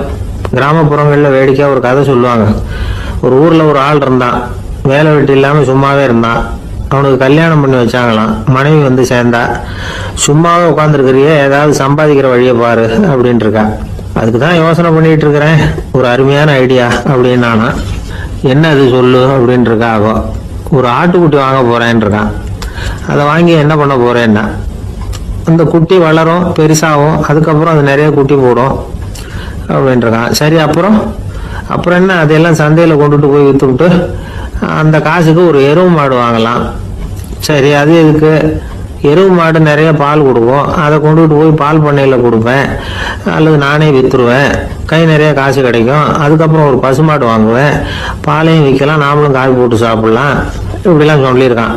அப்போ அந்த பொண்ணு சொல்லிச்சான், அடுத்த தெருவில் இருக்கிற எங்க அம்மா வீட்டுக்கும் கொஞ்சம் பால் கொடுத்து அனுப்பலாம் அப்படின்றக்கா அந்த பொண்ணு. இந்த இடத்துல கணவனுக்கு கோவம் வந்துட்டுது, அதே எப்படி உங்க அம்மா வீட்டுக்கு எதுக்கு கொடுக்கணும், அதெல்லாம் முடியாதுன்றான். இந்த இடத்துல சண்டை ஆரம்பமாயிட்டுது. கொஞ்ச நேரத்துல ரெண்டு பேரும் சத்தம் போட ஆரம்பிச்சுட்டாங்க. கடுமையான சண்டை நடக்கிறத பக்கத்து வீட்டுக்காரன் காதுல வாங்கினான். அவன் கூடயாந்தான். அவனுக்கு தெரியும் வாங்காத மாட்டுக்காக இப்படி சண்டை போட்டுக்கிட்டு இருக்கிறாங்கிறது அவனுக்கு புரியும். அவன் ஓடி வந்து சொன்னான், ஏண்டா உன்னோட பசுமாட்டை ஒழுங்கா கட்டி போடக்கூடாதான்னு இருக்கான். என்னடா சொல்றேன்னா இவன், உன் மாடு என் தோட்டத்துல வந்து மேய்ஞ்சிட்டுது, பயிரெல்லாம் நாசமாயிட்டுது, 10,000 ரூபா அளவுக்கு சேதம், அதை வாங்கிட்டு போறதுக்கு தான் வந்தேன், குடுறா 10,000 நானா. இவன் அரண்டு போயிட்டான். அப்புறம் சொன்னா, டே நான் இன்னும் மாடே வாங்கலையே, அதுக்குள்ள அது வந்து எப்படிடா உன் தோட்டத்துல மேயும், என்னடா உளர்றேன் இருக்கான். நீ தாண்டா இப்போ உளறிக்கிட்டு இருக்க, மாடே வாங்கல, அதுக்குள்ள எப்படிடா வந்து உன்னுடைய மனைவி அவங்க அம்மா வீட்டுக்கு பால் கொடுத்து அனுப்ப முடியும் அப்படின்னு அவன் கேட்டானா. நம்மளால இப்பதான் புத்தி வந்துதான், அர்த்தமே இல்லாத சண்டை போட்டுக்கிட்டு இருக்கிறோம் அப்படிங்கறத அவன் புரிஞ்சுக்கிட்டானா. இது நம்ம முன்னோர்கள் சொல்லி இருக்கிற ஒரு கதை. சண்டையில தான் அர்த்தம் இல்லையே தவிர கதையில் அர்த்தம் உண்டு. அதாவது இல்லாத விஷயங்களுக்காக சண்டை போட்டுக்கிட்டு இல்லறத்தை வீணாக்கிக்கிட்டு இருக்கிற மனிதர்கள் இன்றைக்கு நிறைய பேர் இருக்கிறாங்க. ஒருத்தன் தன்னுடைய மனைவியை பத்தி மாமனார் கிட்ட புகார் சொன்னானா, மாமா உங்க பொண்ணு அர்த்தமில்லாத சண்டை போடுறா, எதுக்கு எடுத்தாலும் எடுத்தெறிஞ்சு பேசுறா அப்படின்னு இருக்கான். நீ எப்படி மாப்பிள்ளை அதை சமாளிக்கிற அப்படின்னு கேட்டிருக்காரு அவரு. அவ எடுத்தெறியறது என் மேல படாம ஒதுங்கி நின்னுக்கிறேன் அப்படின்னு நானா. இவன் ஒரு ஆளு வேகமா நடந்து போய்கிட்டு இருந்தான். அவன் வேகமா நடக்கிறதுக்கு காரணம் வெயில் காலம், காலில் செருப்பு இல்லை, மணல் பாதை, அதுதான் வேகம். காலில் செருப்பும் இல்லாம கையில கொடையும் இல்லாம அந்த ஆளு வெயில்ல நடந்து போய்கிட்டு இருக்கிறான். அந்த சமயத்துல இன்னொருத்தன் குதிரை மேல ஏறி அந்த வழியா வந்துகிட்டு இருக்கிறான். அவன் காலில் செருப்பும் இருந்தது, கையில கொடையும் இருந்தது. நடந்து போய்கிட்டு இருந்தவன் அந்த குதிரை ஆசாமியை பார்த்து கேட்டான், ஐயா நீங்களும் குதிரை மேல உட்காந்துக்கிட்டு போய்கிட்டு இருக்கிறீங்க, அப்படி இருக்கிறப்போ உங்களுக்கு அந்த செருப்பு என்னத்துக்கு, அதை எனக்கு கொடுத்து உதவலாமே அப்படின்னா. குதிரை மேல உட்காந்துருந்தவன் யோசனை பண்ணி பார்த்தான், இவன் சொல்றது நியாயம்தானே அப்படின்னு சொல்லி தன்னுடைய செருப்பை கழட்டி அந்த வழிபோக்கனுக்கு கொடுத்துட்டான். ரொம்ப நல்லதுங்க அப்படின்னு சொல்லி இவன் அதை வாங்கி காலில் மாட்டிக்கிட்டான். அதுக்கப்புறம் மறுபடியும் இவன் ஆரம்பிச்சான், ஐயா நீங்க வந்து குதிரையில போறதுனால போக வேண்டிய இடத்துக்கு வேகமா போய் சேர்ந்துருவீங்க, அதனால உங்க கையில அந்த கொடை என்னத்துக்கு, நான் நடந்து போயிட்டு இருக்கிறவன் ரொம்ப நேரம் நடக்க வேண்டியிருக்கும் இந்த வெயில்ல, அதனால அந்த கொடையையும் எனக்கு கொடுங்களேன் அப்படின்னா. குதிரை வீரன் யோசனை பண்ணி பார்த்தான், இதுவும் நியாயம்தானே அப்படின்னு அவனுக்கு தோணுச்சு. உடனே இறக்கப்பட்டு தன் காலில் இருந்த செருப்பை கொடுத்தது மாதிரியே தன் கையில் இருந்த கொடையையும் இவங்கிட்ட கொடுத்துட்டான். அதுக்கப்புறம் அவன் நிம்மதியா புறப்பட்டான். இப்ப மறுபடியும் கை தட்டி அவனை நிறுத்தினான். கீழே நின்றுட்டு இருந்தவன், என்னப்பா ஏன் என்ன நிறுத்தின, இன்னும் ஏதாவது வேணுமா உனக்கு அப்படின்னா குதிரையில இருந்தவன். இவன் மெதுவா வாயை திறந்து, அந்த குதிரையையும் என்கிட்ட கொடுத்துருங்களேன்னா. அந்த குதிரை வீரன் இப்ப ஒரு கணம் யோசனை பண்ணி பார்த்தான். உடனே என்ன பண்ணான் தெரியுமா, தன்கிட்ட இருந்த குதிரை சவுக்கை எடுத்தான். குதிரை சவுக்கால அந்த ஆளை வாங்குவாங்கன்னு வீசி தள்ளிவிட்டான். இவ்வளவு சவுக்கடியும் வாங்கிட்டு இந்த ஆள் என்ன பண்ணான் தெரியுமா, சிரிக்கிறான். அடி வாங்கிட்டு யாராவது சிரிப்பாங்களா? குதிரை வீரனுக்கு ஒன்றும் புரியல. என்னப்பா அது, ஏன் இப்படி அடி வாங்கிட்டு இப்படி சிரிக்கிறியே அப்படின்னு கேட்டான். இப்ப அந்த வழிபோக்கன் சொல்றான், ஐயா நான் இப்படி சிரிக்கிறதுக்கு காரணம் இருக்கு. இப்படி குதிரை கேட்டு உங்ககிட்ட அடி வாங்கலைன்னு வச்சுக்கோங்க, என் உயிர் உள்ள வரைக்கும் மனசுல ஒரு தவிப்பு இருந்துகிட்டே இருக்கும். செருப்பையும் கொடையையும் கேட்ட உடனே கொடுத்தவன் குதிரையையும் கேட்டிருந்தா கொடுத்துருப்பானோ அப்படிங்கிற பேராசையில ஏங்கிக்கிட்டே இருந்திருப்பேன். இப்ப உங்ககிட்ட அடி வாங்கின பிறகு என்னுடைய அந்த சந்தேகம் தீர்ந்து போச்சு. என்னுடைய ஆசைக்கு எல்லை எது அப்படிங்கறத எனக்கு புரிஞ்சுட்டுது அப்படின்னு சொல்லிவிட்டு அவன் நடக்க ஆரம்பிச்சுட்டானான். ஆசைக்கும் எல்லை உண்டு அப்படிங்கிறத விளக்கறதுக்காக வாரியார் சுவாமிகள் சொல்ற கதை இது. இந்த காலத்திலயும் ஒருத்தன் அது மாதிரி கொடை செருப்போட குதிரையில போய்கிட்டு இருந்தான். எதிரில் நடந்து வந்தவன், ஐயா உங்க கொடையை எனக்கு கொடுங்களேன்னு கேட்டான். உடனே அவன் குதிரையிலிருந்து கீழே குதிச்சு அவனை சாட்டையால் அடிக்க ஆரம்பிச்சுட்டான். இன்னொருத்தர் அந்த வழியா வந்தவர் இதை பார்த்தார். ஏன்பா அவன் கேட்டான், உன்னால முடியலன்னா இல்லைன்னு சொல்லிட வேண்டியது தானே, அதுக்காக ஏன் இப்படி அவனை போட்டு அடிக்கிறேன்னு கேட்டார். உங்களுக்கு விவரம் புரியாது சார், காலம் ரொம்ப கெட்டு போச்சு. கேட்டதை கொடுத்தேன்னு வச்சுக்கோங்க, இந்த குதிரையே என்னோடது, அவன் திருடிக்கிட்டு போறான் அப்படின்னு என் பேர்ல புகார் கொடுக்க ஆரம்பிச்சிருவான் சார் அப்படின்னா. அது எப்படி அவ்வளவு உறுதியா சொல்றேன்னு கேட்டார் அவரு. ஏற்கனவே அது மாதிரி ஒருத்தன் பேர்ல புகார் கொடுத்துட்டு தான் இந்த குதிரையை நான் தள்ளிட்டு வந்துகிட்டு இருக்கிறேன் அப்படின்னார். கடற்கரை ஓரமா ஒரு பெரியவர் கையால மணலை கீறிக்கிட்டே உட்கார்ந்துருக்கிறார். என்னத்தையும் தேடிட்டு இருக்கிறது மாதிரி தெரிஞ்சது. மெதுவா கிட்டத்துல போய் என்னத்தை தேடிட்டு இருக்கிறீங்க அப்படின்னு கேட்டோம். அவரு சாவகாசமா நிமிந்து பார்த்து நிம்மதியை தேடிட்டு இருக்கிறேன்னார். நாங்க ஒரு மாதிரி ஆயிட்டோம். இருந்தாலும் சமாளிச்சுக்கிட்டு, சார் மணல்ல கிழிஞ்சல் தான் கிடைக்கும், நிம்மதி கிடைக்காது அப்படின்னோம். சரி, இன்னைக்கு வசமா நம்ம கிட்ட ஒரு ஆள் மாட்டிக்கிட்டார் அப்படின்னு நினைச்சு அவர் பக்கமா போய் உட்காந்துக்கிட்டு கதை சொல்ல ஆரம்பிச்சிட்டோம். ஒரு பெரிய மன்னர் இருந்தார். அவருக்கு எல்லா வசதியும் இருந்தது. இருந்தாலும் ஒரே ஒரு குறை. அது என்னன்னா நிம்மதி இல்லைங்கிற குறை. அரண்மனையில தினமும் கலை நிகழ்ச்சி, நாட்டியம் எல்லாம் நடந்துகிட்டு தான் இருந்தது. இருந்தாலும் நிம்மதி இல்லை. சரி, நிம்மதி எங்க கிடைக்கும் அப்படின்னு தேட ஆரம்பிச்சார். உடனே அதுக்கான முயற்சிகள்ல தீவிரமா இறங்கினார். நாட்டுல உள்ள தத்துவ மேதைகள் எல்லாம் கூப்பிட்டு வர சொன்னார். எல்லாரும் வந்து சேர்ந்தாங்க. அவங்கள பார்த்து நிம்மதி எங்க இருக்குது அப்படின்னு விசாரிச்சார். அவங்களுக்கு அது தெரிஞ்சா ஏன் இப்படி ராஜா முன்னாடி வந்து நின்றுட்டு இருக்க போறாங்க? ராஜாவோட கேள்விக்கு ஒவ்வொருத்தரும் ஒவ்வொரு மாதிரி விளக்கம் கொடுக்க ஆரம்பிச்சிட்டாங்க. எந்த பதிலும் ராஜாவுக்கு திருப்தி அளிக்கக்கூடிய அளவுக்கு இல்ல. சரி, போயிட்டு வாங்கன்னு சொல்லி அவங்களை எல்லாம் அனுப்பி வச்சுட்டார். ஒரு நாள் அவர் மாளிகையில உப்பரிகையில நின்றுட்டு இருக்கிறார். அந்த சமயத்துல தெருவுல ஒரு பிச்சைக்காரன் ரொம்ப உல்லாசமா பாட்டு பாடிக்கிட்டே போயிட்டு இருக்கிறான். குரல்ல ஒரு சந்தோஷம், நடையில ஒரு மிடுக்கு. அவன்கிட்ட கொஞ்சம் கூட கவலை இருக்கிறதா தெரியல. உடனே ராஜா அதை பார்த்தார். ஏவலாளிகளை கைதட்டி கூப்பிட்டார். உடனே ஓடி போய் அந்த பிச்சைக்காரனை இங்க அழைச்சிட்டு வாங்கன்னு உத்தரவு போட்டார். இவங்க உடனே ஓடி போய் அவனை கூப்பிட்டாங்க. அரண்மனைக்கு வாழ்ந்தாங்க. அவன் வரல. அரண்மனைக்கு உள்ள அடி எடுத்து வைக்க மாட்டேன்னு சொல்லிவிட்டான். ராஜா கிட்ட விஷயத்தை சொன்னாங்க. அவருக்கு ரொம்ப ஆச்சரியம், இப்படி ஒரு ஆள் இருக்கிறானா அப்படின்னு.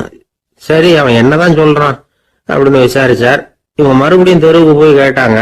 என்ன பார்க்கணும்னா ராஜா விருப்பப்பட்டாருன்னா அவரை வேணும்னா இங்க வர சொல்லுங்க அப்படின்னு சொல்லிவிட்டான். அதை ராஜா கிட்ட சொன்னாங்க. அவருக்கு கோபம் வரல. இவ்வளவு சுதந்திர உணர்வோட இருக்கிறவன் சாதாரண ஆளா இருக்க முடியாது அப்படின்னு நினைச்சார். உடனே கிடுகிடுன்னு இறங்கி தெருவுக்கு வந்தார். பிச்சைக்காரங்கிட்ட போனார்.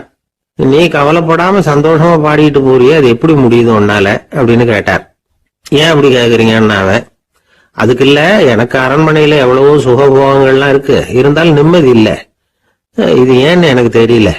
இந்த தேசத்துல உள்ள அறிஞர்களை எல்லாம் கூப்பிட்டு கேட்டு பார்த்துட்டேன், அவங்களுக்கும் தெரியல.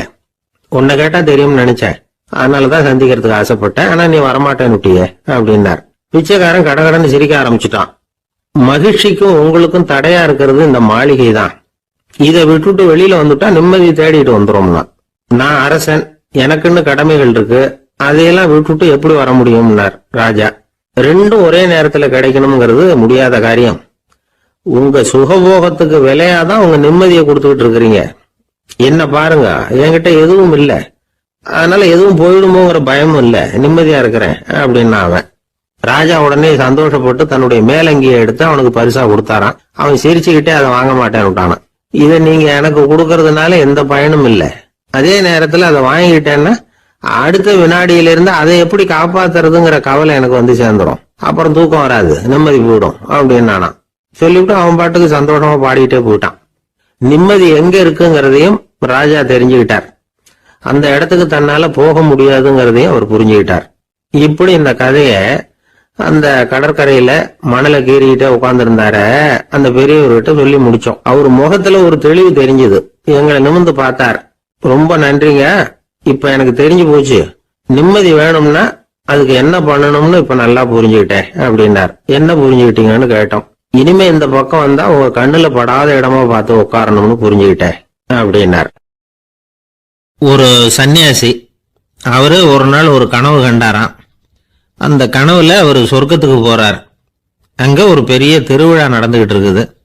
எங்க பார்த்தாலும் அலங்கார வளைவுகள், வண்ணமயமான விளக்குகள், பாதைகள் பூரா மலர்கள், எல்லா கட்டடங்களும் ஒளிமயம். அவ்வளவு கோலாகலமா பிரம்மாண்டமா அந்த திருவிழா நடந்துகிட்டு இருக்குது. அது என்ன திருவிழாங்கிறது இந்த சன்னியாசிக்கு புரியல. அங்க எதிரில் வந்துகிட்டு இருந்த ஒருத்தரை நிறுத்தி, என்ன விசேஷம் இங்க அப்படின்னு விசாரிச்சாராம். உனக்கு தெரியாத விஷயம், இன்னைக்கு இறைவனுக்கு பிறந்த நாள், அதைத்தான் எல்லாரும் சேர்ந்து கொண்டாடுறோம். இதுக்காக பிரம்மாண்டமான ஊர்வலம் ஒண்ணு வரப்போகுது. இறைவனே அந்த ஊர்வலத்துல கலந்துகிறார் அப்படின்னாரு அவரு. உடனே அந்த சன்னியாசி ஒரு மரத்து நிழல்ல ஒதுங்கி நின்றுகிட்டார். ஊர்வலம் வந்துகிட்டு இருக்குது. முதல்ல ஒரு குதிரை வந்துகிட்டு இருக்கு. அது மேல ஒருத்தர் உட்காந்துருக்கிறார். அவருக்கு பின்னாடி நிறைய பேர் கூட்டமா வந்துகிட்டு இருக்கிறாங்க. இவ்வளவு கூட்டம் இவர் பின்னாடி வருதே, யார் இவரு அப்படின்னு கேட்டார். ஒரு மதத்தின் பெயரை சொல்லி இவர் அந்த மதத்தின் தலைவர், அவரை பின்பற்றுகிற மக்கள் கூட்டம் பின்னாடி வந்துகிட்டு இருக்குது அப்படின்னு விவரம் சொல்லி இருக்கிறாங்க. இவங்களுக்கு அடுத்தபடியா இன்னொரு குதிரையில ஒருத்தர் வந்துகிட்டு இருக்கிறார். அவருக்கு பின்னாடி ஏகப்பட்ட கூட்டம். இவர் யாருங்க அப்படின்னு கேட்டிருக்காரு சன்னியாசி. அங்க இருக்கிறவங்க விவரம் சொல்லியிருக்கிறாங்க. இன்னொரு மதத்தின் பெயரை சொல்லி இவர் அந்த மதத்தினுடைய தலைவர், அவர் வழியை பின்பற்றுகிறவர்கள் அவர் பின்னாடி கூட்டமா வந்துகிட்டு இருக்கிறாங்க அப்படின்னு இருக்காங்க. இப்படி ஒவ்வொருத்தரா குதிரை மேல வந்துகிட்டே இருக்கிறாங்க. அவங்கள பின்பற்றியும் ஒவ்வொரு கூட்டம் வந்துகிட்டே இருக்குது. அந்த பெரிய ஊர்வலம் அது பாட்டுக்கு போயிட்டு இருக்குது. கடைசியா அது முடிஞ்சது ரொம்ப நேரம் கழிச்சு. அதுக்கப்புறம் கொஞ்ச நேரம் கழிச்சு ஒரு வயசான ஆள் குதிரை மேல வந்துகிட்டு இருக்கிறார். ஆனா அவருக்கு பின்னாடி யாருமே இல்லை. அவரு பரிதாபமா தனியா வந்துகிட்டு இருக்கிறார். அவரு அந்த ஊர்வலத்தை சேர்ந்தவரா இல்லையாங்கிறதே தெரியல. இவர் யாரு, இவர் ஏன் இப்படி தனியா வந்துகிட்டு இருக்கிறார் அப்படின்னு கேட்டிருக்காரு அந்த சன்னியாசி. என்னது இப்படி கேக்குறீங்க? இவர் தான் கடவுள். இவருக்காக தான் இன்னைக்கு இந்த ஊர்வலமே நடக்குது. இவருக்கு தான் இன்னைக்கு பிறந்த நாள். முன்னாடி போற ஊர்வலம் பூரா இவருடைய பிறந்த நாளை கொண்டாடுறதுக்காக தான் அப்படின்னு இருக்காங்க. இதை கேட்டதும் அந்த சன்னியாசிக்கு திடுக்குன்னு தூக்கி போட்டிருக்கு. இது வரைக்கும் கனவு கண்டுகிட்டு இருந்தவர் முடிச்சுக்கிட்டார். அதுக்கப்புறம் தான் யோசிச்சு பார்த்திருக்கார். உண்மைதான், மக்கள் எல்லாரும் பக்தி மார்க்கத்துல போறதா நினைச்சுக்கிட்டு பாதம் மாறி போயிட்டு இருக்கிறாங்க. கடவுளை பின்பற்றுவதாக நினைக்கிறாங்க பக்தர்கள். ஆனா கடவுளுக்கு பின்னாடி யாருமே இல்லை.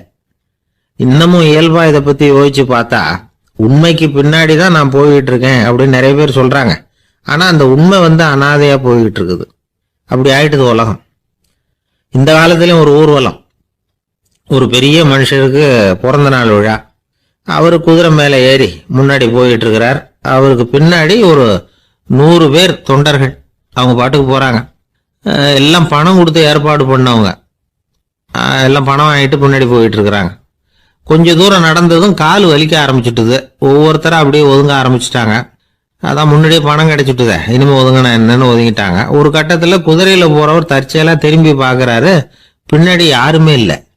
எல்லாரும் ஓடி போட்டாங்க. ஒரே ஒரு ஆள் மட்டும் ரொம்ப விசுவாசமா பின்னாடி நடந்து வந்துகிட்டு இருந்தான். ஏன்பா நீ மட்டும் வந்துகிட்டு இருக்கிறியே, நீ வீட்டுக்கு போகலையான்னு கேட்டிருக்காரு அவரு. நீங்க அந்த குதிரையையும் அதுக்குள்ள வாடகை பணத்தையும் கொடுத்துட்டீங்கன்னா நானும் போடுவேன் அப்படின்னு நானா. இந்த ஆள் அவர் ஒரு பெரிய குடும்பத்துல பிறந்தவர். இருக்கிற சொத்துக்கள் எல்லாத்தையும் வாரி வழங்கி விட்டு காட்டுக்கு புறப்பட்டார் தவம் செய்யறதுக்காக. இருந்தது ஊராவும் கொடுத்துட்டார். இனிமே எதுவுமே இல்லை கொடுக்கறதுக்கு. அப்போ கடைசியா ஒருத்தன் கையை நீட்டினானா, ஐயா ஏதாவது கொடுங்கன்னு இருக்கான். அவர் பார்த்தார், கட்டி இருக்கிற வேட்டியை தவிர வேற எதுவுமே இல்லை. 8 முழம் பட்டு வேட்டி, ஜரிகை கரையோட இருக்குது. கடைசியா அதை தான் எடுத்துக்கிட்டு அவர் புறப்பட்டு இருக்கார். அவர் பார்த்தார், எதிரில் அவன் பரிதாபமா நின்றுட்டு இருக்கிறான். அந்த 8 முழ வேட்டியை 2ஆ கிழிச்சார். 4 முழத்தை அவங்ககிட்ட கொடுத்தாரு. மீதி 4 முழத்தை தன்னுடைய இடுப்புல கட்டிட்டு அவர் காட்டுக்கு போயிட்டார். இவன் என்ன பண்ணான் தெரியுமா? கையில கிடைச்ச 4 முழத்தை எடுத்துக்கிட்டு கடை வீதிக்கு போனான். பழைய பட்டு வேட்டி ஜருகை இதெல்லாம் விலைக்கு வாங்குற வணிகர் ஒருத்தர் இருக்கார். அவர்கிட்ட போனான். இதை விலைக்கு எடுத்துக்கிறீங்களா அப்படின்னு கேட்டிருக்கான். அவர் வாங்கி பார்த்திருக்காரு. ஆஹா, இது ரொம்ப அருமையான வேட்டி, விலை உயர்ந்த ஜருகை, இது ஏது உனக்கு அப்படின்னு கேட்டாரான். அவன் நடந்தது சொல்லியிருக்கான். அப்படின்னா ஒண்ணு செய்ய, இந்த வேட்டியோட இன்னொரு பாதியையும் மெதுவா வாங்கிட்டு வந்துரு, உனக்கு நிறைய பணம் தர்றேன் அப்படின்னாரான் அந்த வணிகர். இவன் கொஞ்சம் யோசனை பண்ணி பார்த்தான். கொஞ்சம் இருங்கத்த வந்துடுறேன் அப்படின்னு சொல்லிவிட்டு நேரா காட்டுக்கு போனான். அவர் எங்க இருக்காருன்னு தேடி கண்டுபிடிச்சான். அவரு ஒரு இடத்துல தவக்கோலத்துல இருக்கிறார். கட்டியிருந்த இடவேட்டியும் அவர் அறியாமல் நழுவி கீழே விழுந்து கிடக்குது. இவனுக்கு ரொம்ப வசதியா போச்சு. அவரை கேட்க வேண்டிய அவசியமே இல்லை. மெதுவா சத்தம் போடாம அடி மேல அடி வச்சு நெருங்கினான். அவர் கண்ணை மூடிக்கிட்டு அவர் பாட்டு நின்றுட்டு இருக்கிறார். இவன் மெதுவா போய் கீழே கிடந்த அந்த துணியை எடுத்துக்கிட்டு சத்தம் போடாம திரும்பி நடந்தான். ஒரு 2-3 அடி எடுத்து வச்சிருப்பான். அப்படி ஓட ஆரம்பிக்கிற சமயத்துல அவன் காலில் கீழே கிடந்த முள்ளு ஒண்ணு நறுக்குன்னு தைச்சு விட்டுருக்கு. வலி தாங்க முடியாம அம்மான்னு கத்திருக்கான். இந்த சத்தத்தினால கண்ணை மூடி நின்றுகிட்டு இருந்த அவரோட தவம் கலைஞ்சது. மெல்ல கண்ணை திறந்து பார்க்கிறார். தன் இடையில இருந்த வேட்டி அவன் கையில இருக்கு. இப்ப அவர் நினைக்கிறார், என்ன நினைக்கிறாருன்னா, இந்த வேட்டி மீது நான் வைத்த ஆசை அல்லவா அவனை திருடனாக ஆக்கி விட்டது அப்படின்னு நினைச்சாராம். இந்த வேட்டி மேல நாம வச்ச ஆசை அவனை திருடும்படி ஆக்கிவிட்டதே அப்படின்னு நினைச்சாராம். இது எப்பேற்பட்ட மனநிலை அப்படிங்கறத கொஞ்சம் யோசனை பண்ணி பாருங்க. தான் ஒரு பொருள் மேல வச்ச பற்று இன்னொரு மனிதன் திருடனாக ஆகிறதுக்கு காரணம் ஆயிட்டதேன்னு நினைக்கிறார். அப்படி நினைச்ச அந்த பெரியவர் யார் தெரியுமா? அவர் தான் மகாவீரர். இழந்துட்டேங்கிறிய, நீ என்னத்தை கொண்டுகிட்டு வந்த எங்க இழந்துடுறதுக்கு? நீ என்னத்தை உண்டாக்குன இது அழிஞ்சுட்டுதுன்னு சொல்றதுக்கு? இதுதான் அவருடைய சிந்தனை. இன்றைக்கு நம்ம சிந்தனை எல்லாம் வேற மாதிரி இருக்குது. ஒருத்தன் நடுத்தெருவில் உட்காந்து அழுதுகிட்டு இருந்தான். அந்த வழியா வந்தவர் ஒருத்தர், ஏன்பா அழறேன்னு கேட்டாராம். 5 ரூபா சார், இந்த இடத்துல விழுந்துட்டுது, ரொம்ப நேரமா தேடுறேன், கிடைக்காது போல இருக்கு அப்படின்னு சொல்லிவிட்டு அழறான். எப்போ தொலைஞ்சதுன்னு கேட்டாராம் அவரு. அது எனக்கு தெரியாது சார், பணத்தை தொலைச்சவன் தேடி பார்த்துட்டு போயிட்டான், நான் அவனுக்கு பின்னாடி தேட வந்தவன் அப்படின்னு நானா இவன். ஒரு ஊர்ல ஒரு ஆள் இருந்தான், தையல் கடை வச்சிருந்தான். அவங்கிட்ட ஒருத்தன் ஒரு சட்டை துணி எடுத்து கொடுத்து தைக்க சொல்லியிருந்தான். வர்ற சனிக்கிழமை வா, வந்து வாங்கிட்டு போ அப்படின்னு அவன் சொல்லியிருந்தான். அதே மாதிரி இவன் வந்தான். அவன் தச்சு வச்சிருந்த சட்டையை கொடுத்தான். இவன் வாங்கி அங்கேயே போட்டு பார்த்தான். கை நீளம் ஒண்ணுக்கு ஒண்ணு வித்தியாசமா இருந்தது. வலது கை இடது பக்கத்தை விட நீளம் குறைச்சலா இருந்தது. அவன் முணுமுணுக்க ஆரம்பிச்சுட்டான், என்ன இது இப்படி தைச்சுட்டியேன்னு. இதுக்கு அவன் சொன்னான், ஐயையோ இதுக்காகவா சங்கடப்படுறீங்க, வலது கையை மட்டும் கொஞ்சம் உள்ள இழுத்தாப்புல வச்சுக்கிட்டீங்கன்னா சரியா போகுது, மற்றபடி அந்த சட்டையில உள்ள கலை அம்சத்தை கவனிங்க, எவ்வளவு அற்புதமா தச்சிருக்கேன் பாருங்க, ஒரு சின்ன குறைய இப்படி எல்லாம் பொருட்படுத்த வேண்டியதில்லை, நான் சொன்னது மாதிரி கையை கொஞ்சம் உள்ள இழுத்தது மாதிரி வச்சுக்கிட்டு நடந்து போங்க, ஜோரா இருக்கும் அப்படின்னா. அவனும் யோசிச்சு பார்த்தான். சரியான யோசனையா தான் தோணுச்சு. கொஞ்சம் முயற்சி பண்ணி வலது கையை கொஞ்சம் உள்ள இழுத்து சட்டை சரியா இருக்கிறது மாதிரி பண்ணிக்கிட்டான். இப்ப மறுபடியும் ஒரு பிரச்சனை. வலது கையை உள்ள இழுத்த மாதிரி அப்படியே வச்சுக்கிட்டதும் முதுகு பக்கம் கொஞ்சம் துணி தளர்த்தியா தொங்குறது மாதிரி தெரிஞ்சது. என்ன இது, முதுகு பக்கம் துணி குவிஞ்சுட்டுதே, தொங்குதே அப்படின்னா மறுபடியும், அடடா இதுக்காகவா கவலைப்படுறீங்க, உடம்ப அதுக்கு தகுந்த மாதிரி கொஞ்சம் வளைச்சிக்கிட்டா சரியா போடுது, இதுக்காக அந்த அழகான தையலை பிரிச்சு அதுல உள்ள கலை அம்சத்தை கெடுக்கிறதுக்கு என் மனசு இடம் தரல, எவ்வளவுக்கு தளர்த்தியா இருக்கோ அவ்வளவுக்கு கொஞ்சம் உடம்ப வளைச்சி அப்படி குனிஞ்சது மாதிரி போங்க போதும் அப்படின்னா. அதுவும் நல்ல யோசனையா தான் பட்டுது இவனுக்கு. சரின்னு சொல்லிவிட்டு புறப்பட்டான். தெருவில் இறங்கினா, கையை கொஞ்சம் உள்ள இழுத்தான், உடம்ப கொஞ்சம் முன்னால வளைச்சான், சட்டைக்கு தகுந்த மாதிரி உடம்ப பண்ணிட்டான், மெதுவா நடந்து போறான். இப்போ எதிரில் இன்னொருத்தன் வரான். இவனை பாக்குறான், இவன் போட்டிருக்கிற சட்டையை பாக்குறான், ஆஹா அற்புதம்ங்கிறான். சும்மா சொல்லக்கூடாது, ரொம்ப நல்லா இருக்கு, நிச்சயமா இது இந்த ஊர் மேல தெருவில் இருக்கிற ஒருத்தன் இருக்கானே, அவன் தச்சதா தான் இருக்கணும் அப்படின்னா. இதை கேட்டதான் அவனுக்கு ஆச்சரியம், எப்படி அவ்வளவு கரெக்டா கண்டுபிடிச்சிங்க அப்படின்னு கேட்டிருக்கான். இதுக்கு அந்த வழிபோகன்னு சொன்னானா, அவன் ரொம்ப கெட்டிக்காரன், உங்களை மாதிரி உடம்பும் கையும் வளைஞ்சு போன ஒரு ஆசாமிக்கு அவனை தவிர வேற யாராலேயும் இவ்வளவு பொருத்தமான ஒரு சட்டையை தைக்க முடியாது அப்படின்னானா. பாருங்க, அவனுக்காக இவன் அனுசரிக்க போய் இவனோட நிலைமை எப்படி ஆயிடுது பாருங்க. இதே மாதிரிதான் சில சடங்குகளும் சம்பிரதாயங்களும் நம்மளை கோமாளி ஆக்கி விட்டுரும். எதுவா இருந்தாலும் அதுல அறிவுபூர்வமான அணுகுமுறை அவசியம். ஒரு நர்ஸ் அவசரமா ஓடி டாக்டர் கிட்ட சொல்லிச்சான், டாக்டர் ஒரு தப்பு நடந்து போச்சு, 10ஆம் நம்பர் பெட்ல இருக்கிற பேஷண்ட்டுக்கு காலில் ஆபரேஷன் பண்றதுக்கு பதிலாக கையில ஆபரேஷன் பண்ணி விட்டீங்க, கை ஆபரேஷன் பண்ணிக்க வேண்டிய ஆள் 7ஆம் நம்பர் பெட்ல இருக்கார் அப்படின்னு தான். அதுக்கு இவர் பதட்டப்படாம சொன்னாராம், பரவாயில்ல இவரை தூக்கி 7ஆம் நம்பர் பெட்ல போட்டுரு அப்படின்னாராம். ஒரு ஊர்ல ஒரு ஆள் இருந்தான். அவன் ஒரு நாள் கோயிலுக்கு போனான். கடவுள்கிட்ட வேண்டிக்கிட்டான், எனக்கு ஒரு 1 லட்சம் ரூபா நீ கொடுத்தா நான் உன் சன்னதியில ஒரு தேங்காய் உடைக்கிறேன் அப்படின்னு வேண்டிக்கிட்டான். கடவுள் பார்த்தார். உடனே அவன் கண் முன்னாடி தோன்றினார். இந்தா நீ கேட்ட 1 லட்சம் ரூபாய் அப்படின்னு சொல்லி அவன் கையில பணத்தை கொடுத்துட்டு மறைஞ்சிட்டார். இவனால நம்பவே முடியல, இவ்வளவு சுலபமா கிடைக்கும்னு தெரிஞ்சிருந்தா அனாவசியமா ஒரு தேங்காய் உடைக்கிறேன்னு வேண்டி இருக்க வேண்டியது இல்லையே அப்படின்னு நினைச்சான். இருந்தாலும் வேண்டுதலை நிறைவேற்ற வேண்டியது கடமை. அதுக்காக என்ன பண்ணா, பக்கத்தில் ஒரு கடைக்கு போனான். ஒரு தேங்காயை கையில் எடுத்தான். இது என்ன விலைன்னு கேட்டான். 5 ரூபான்னார் கடையில் இருந்தவர். அதிகமாக இருக்குதே விலைன்னா. அப்படின்னா ஒன்று செய்யுங்க, அடுத்த ஊருக்கு போங்க, அங்கே தென்னந்தோப்பு அதிகம், அதனால அங்கே இதை விட குறைஞ்ச விலைக்கு கிடைக்கும் அப்படின்னார். சரின்னு அடுத்த ஊருக்கு கிளம்புனான். அங்கே போய் விசாரிச்சான். ஒரு தேங்காய் 3 ரூபாய் விலைன்னாங்க. இதுவும் அதிகமாக தெரியுதுன்னா.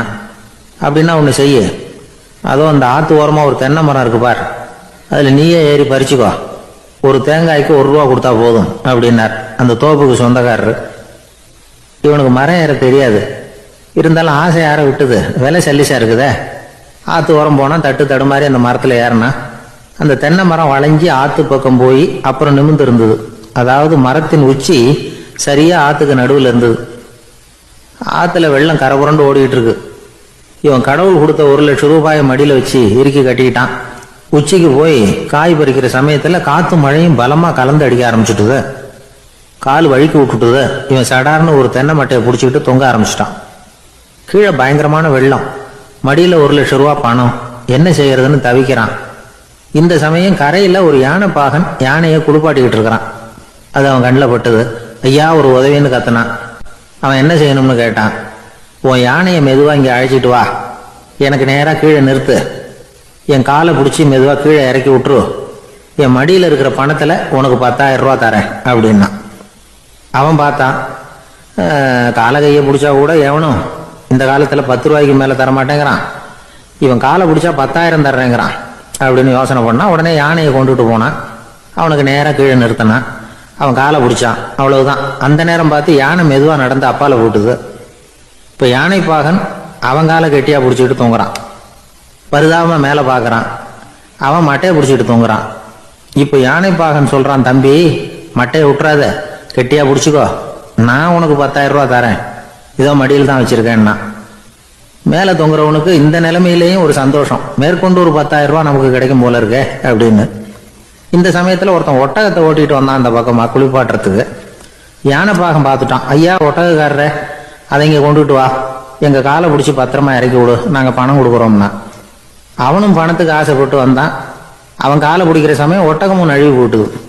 இப்போ 3 பேருமே வரிசையா தொங்குறாங்க. ஒட்டகக்காரன் கத்துறான், தம்பி மட்டையை விட்டுறாத, கெட்டியா பிடிச்சிக்கோ, நான் என் மடியில் இருக்கிற 5,000 உனக்கு தந்துடுறேன்னா. மேலே தொங்குறவனுக்கு இன்னமும் சந்தோஷம், இவனும் பணம் தர்றேங்கிறான். அப்படின்னா இன்னைக்கு நமக்கு மொத்த பண வரவு எவ்வளவு அப்படின்னு ஒவ்வொன்றா கூட்டி பார்க்க ஆரம்பிச்சான். மனக்கணக்கு சரியா வரல, அதனால அப்படியே விரல விட்டு எண்ண ஆரம்பிச்சான். அவ்வளவுதான், மட்டையை விட்டுட்டு கை நழுவி வந்துட்டுது. 3 பேரும் பொத்துன்னு ஆத்துல விழுந்தாங்க. படாத பாடுபட்டு தட்டு தடுமாறி கரைக்கு வந்து சேர்ந்தாங்க. 3 பேர் மடியில் இருந்த பணமும் ஆத்தோட போட்டுது. பேராசை பெருநஷ்டம் அப்படின்னு ஒரு பழமொழி இருக்குல்ல, அதை விளக்கறதுக்காக சொல்லப்பட்ட கதை இது. இந்த காலத்துல ஒருத்தர் ஒரு நீச்சல் குளத்துல நீச்சல் அடிச்சுக்கிட்டு இருக்கிறார். காவலுக்கு இருந்தவர் அதை கவனிச்சுட்டார். கரையிலிருந்து சத்தம் போட்டாராம், இதோ பாருங்க, இங்க ராத்திரி 8 மணிக்கு மேல நீச்சல் அடிக்கிறது சட்டப்படி குற்றம், அதுக்கு அனுமதி கிடையாது, தெரியாதா உங்களுக்கு அப்படின்னாராம். இதுக்கு அவரு, ஐயோ நான் நீச்சல் அடிக்க வந்தவன் இல்லைங்க, சும்மா சுத்தி பார்க்க வந்தவன், தடுமாறி குளத்துல விழுந்துட்டேன், நீச்சல் தெரியாது, அதனால தத்தளிச்சுக்கிட்டு இருக்கிறேன் அப்படின்னு கத்துனாராம். கரையில இருந்தவர் பார்த்தார். ஓ அப்படின்னா சரி, அதுக்கு ஒன்றும் தடை இல்லை அப்படின்னு சொல்லிவிட்டு அவர் பாட்டு நடந்து போயிட்டாராம். நம்மள மாதிரி ஒரு ஆசாமி அவன் நம்மள மாதிரியே கற்பனை பண்ணான். அதாவது நாம தான் இந்த உலகத்துல ரொம்பவும் கஷ்டப்படுறோம், மற்றவங்க எல்லாம் சந்தோஷமா இருக்கிறாங்க அப்படின்னு அவன் நினைச்சுக்கிட்டான். அவன் ஒரு நாள் கடவுளை வேண்டிக்கிட்டானா, சுவாமி இந்த உலகத்துல எவ்வளவோ பேர் இருக்கிறாங்க, ஒவ்வொருத்தருக்கும் ஒவ்வொரு விதமான கஷ்டம் இருக்கலாம், ஒத்துக்கிறேன், இருந்தாலும் எனக்கு அது கொஞ்சம் அதிகமா இருக்கிறது மாதிரி தெரியுது, அதனால நீங்க எனக்காக ஒரு சின்ன உதவி செஞ்சா போதும். அது வேற ஒண்ணும் இல்ல, என்கிட்ட இருக்கிற துயரங்களை இன்னொருத்தர் யாருகிட்டயாவது கொடுத்துருங்க, அவர்கிட்ட இருக்கிற துயரங்களை என்கிட்ட மாத்தி கொடுத்துருங்க, ஒரு மியூச்சுவல் டிரான்ஸ்பர், அவ்வளவுதான், அப்படி பண்ணிவிட்டா போதும் அப்படின்னு வேண்டிக்கிட்டானா. அன்னைக்கு ராத்திரியே அவன் ஒரு கனவு கண்டிருக்கான். வானத்திலிருந்து ஒரு குரல் கேட்டிருக்கு. அது என்ன சொல்லிச்சு தெரியுமா? ஏ ஜனங்களே, எல்லாரும் அவங்கவங்க கஷ்டங்களை ஒரு பையில போட்டு எடுத்துக்குங்க, அப்படி எடுத்துக்கிட்டு நேரா இந்த ஊர் எல்லையில இருக்கிற கோயிலுக்கு வந்து சேருங்க, அப்படின்னு அந்த குரல். ஆஹா, கடவுள் நம்ம பிரார்த்தனைக்கு செவி சாய்ச்சுட்டார் அப்படின்னு சந்தோஷப்பட்டான் இவன். உடனே என்ன பண்ணா, தன்கிட்ட இருந்த கஷ்டத்தையெல்லாம் ஒரு சாக்கு பையில போட்டு எடுத்துக்கிட்டான். வீட்டை விட்டு வெளியில வந்தான். தெருவுல இறங்கி நடக்கிறான். அங்க பார்த்தா ஏகப்பட்ட பேர் ஆளுக்கு ஒரு பைய தூக்கிக்கிட்டு கோயிலுக்கு போயிட்டு இருக்கிறாங்க. சில பேர் மூட்டையா கட்டி தலையில சுமந்துக்கிட்டு போயிட்டு இருக்கிறாங்க. இவன் பார்த்தான். இவனுக்கு ரொம்ப ஆச்சரியமா இருந்தது. ஏன்னா எல்லாரும் வச்சிருக்கிற பைய இவன் பைய விட பெருசா இருந்தது. இவன் பை தான் இருக்கிறதுலயே கொஞ்சம் சின்னதா தெரிஞ்சது. இப்ப அவன் மறுபடியும் சாமியை வேண்டிக்கிட்டான். கடவுளே, இப்ப உள்ள சூழ்நிலையை கவனிச்சா என்கிட்ட இருக்கிற பைய பரவாயில்லன்னு தோணுது. அதனால வேற பைய எதையும் மாத்த வேணாம், இதுவே பரவாயில்ல, இந்த பையோட திரும்பி வீட்டுக்கு போனா போதும்னு நினைக்கிறேன் அப்படின்னு ஏதோ நினைக்க ஆரம்பிச்சுட்டாங்க. எல்லாரும் கோயிலுக்கு போய் சேர்ந்தாங்க. கோயில்ல அந்த குரல் மறுபடியும் கேட்டது. எல்லாரும் அவங்கவுங்க பைகளை சோகத்துல தொங்க விடுங்க, திடீர்னு விளக்குகள் அணையும், மணி அடிக்கப்படும், அதுதான் அடையாளம். அந்த சமயத்துல இருட்டுல உங்களுக்கு வேண்டிய பைய நீங்க மாத்தி எடுத்துக்கலாம், தேர்ந்தெடுத்துக்கலாம். வெளிச்சம் இருக்கிறப்பவே உங்களுக்கு பிடிச்ச பைக்கு பக்கமா பார்த்து நீங்க நின்னுக்கலாம் அப்படின்னு சொல்லி விவரம் சொல்லிச்சான் அந்த குரல். அப்படி சொன்னதுக்கு அப்புறம் திடீர்னு விளக்கு அணைஞ்சுது, மணி அடிச்சுது. கொஞ்ச நேரம் கழிச்சு மறுபடியும் விளக்குகள்லாம் எரிஞ்சுது. இப்போ பார்த்தா எல்லாரும் அவங்கவுங்க பையையே கெட்டியா பிடிச்சிட்டு நிக்கிறாங்க. இவனும் அப்படியே நிக்கிறான். இவன் மெதுவா பக்கத்துல நிக்கிறவங்க கிட்ட கேட்டானா, ஏன் நீங்க பைய கையிலேயே வச்சிருக்கிறீங்க, செவுத்துல மாட்டலையா அப்படின்னு கேட்டிருக்கான். இல்லப்பா, நீ ஏன் கையிலேயே வச்சிருக்கிறியோ அதே காரணத்துக்காக தான் நாங்களும் வச்சிருக்கிறோம். நம்ம கவலைகளை பத்தி நமக்கு ஓரளவுக்காவது தெரியும். ஆனா மத்தவங்க கவலைகள் நமக்கு பரிச்சயம் இல்லாதவை, பழக்கம் இல்லாதது. அதனால நமக்கு தெரிஞ்ச கவலைகளை சமாளிக்கிறது சுலபம். தெரியாததை சமாளிக்கணும்னா மறுபடியும் ஆரம்பத்தில இருந்து ஆரம்பிக்கணும். அதனால பழைய நண்பர்களோடு வாழறதுதான் மேல் அப்படின்னு ஆனான். அதுக்கப்புறம் அவன் தன்னோட பைய போதும்னு வீட்டுக்கு திரும்பி வந்துட்டானான். இது ஒரு பெரியவர் சொல்லி இருக்கிற கதை. அதனால நம்ம கிட்ட இருக்கிற கஷ்டங்கள் தான் பெருசு, அதை இன்னொருத்தங்கிட்ட கொடுத்துட்டு மாத்திக்கலாம் அப்படின்னு நினைக்கிறது தப்பு. இதே மாதிரி இன்னொரு சம்பவம். ஒரு ஊர்ல ஒரு நாள் ராத்திரி ஆகாயத்தில இருந்து கடவுள் குரல் கேக்குது. இந்த ஊர்ல இருக்கிற ஜனங்கள்லாம் கொஞ்சம் கவனிங்க, உங்களுக்கு ஒரு செய்தி. அதாவது இங்க இருக்கிற ஜனங்கள்லயே கொஞ்சம் கூட கவலையே இல்லாத ஆள் யாருன்னு எனக்கு தெரியணும். அதனால எல்லாரும் அவங்க கவலைகளை ஒரு பையில போட்டு எடுத்துக்கிட்டு கோயிலுக்கு வாங்க அப்படின்னாரு கடவுள். உடனே வரிசையா எல்லாரும் வர ஆரம்பிச்சாங்க. எல்லார் கையிலயும் பை இருந்தது, சின்னதும் பெருசுமா. கவலையே இல்லாத ஆள் யாருன்னு தேடினார் கடவுள். ஒரே ஒரு ஆள் மட்டும் கையில எதுவும் இல்லாம வெறும் கையை வீசிக்கிட்டு ரொம்ப ஜாலியா நடந்து வந்துகிட்டு இருந்தான். கடவுள் அவங்க கிட்ட போனார். ஏப்பா, உனக்கு கவலையே இல்லையா அப்படின்னு கேட்டார். எனக்கும் சில கவலைகள்லாம் உண்டு அப்படின்னு அவன். எங்க அதெல்லாம்னு கேட்டிருக்காரு கடவுள். பின்னாடி லாரியில வந்துகிட்டு இருக்கு அப்படின்னு அவன். ஒரு ஊர்ல ஒரு ராஜா இருந்தார். அந்த ராஜாவுக்கு ஒரு மந்திரி. ராஜா ரொம்ப நியாயமானவர், நேர்மையானவர், கண்டிப்பானவர். தப்பு செய்யறது யாரா இருந்தாலும் தண்டனை கொடுப்பார்.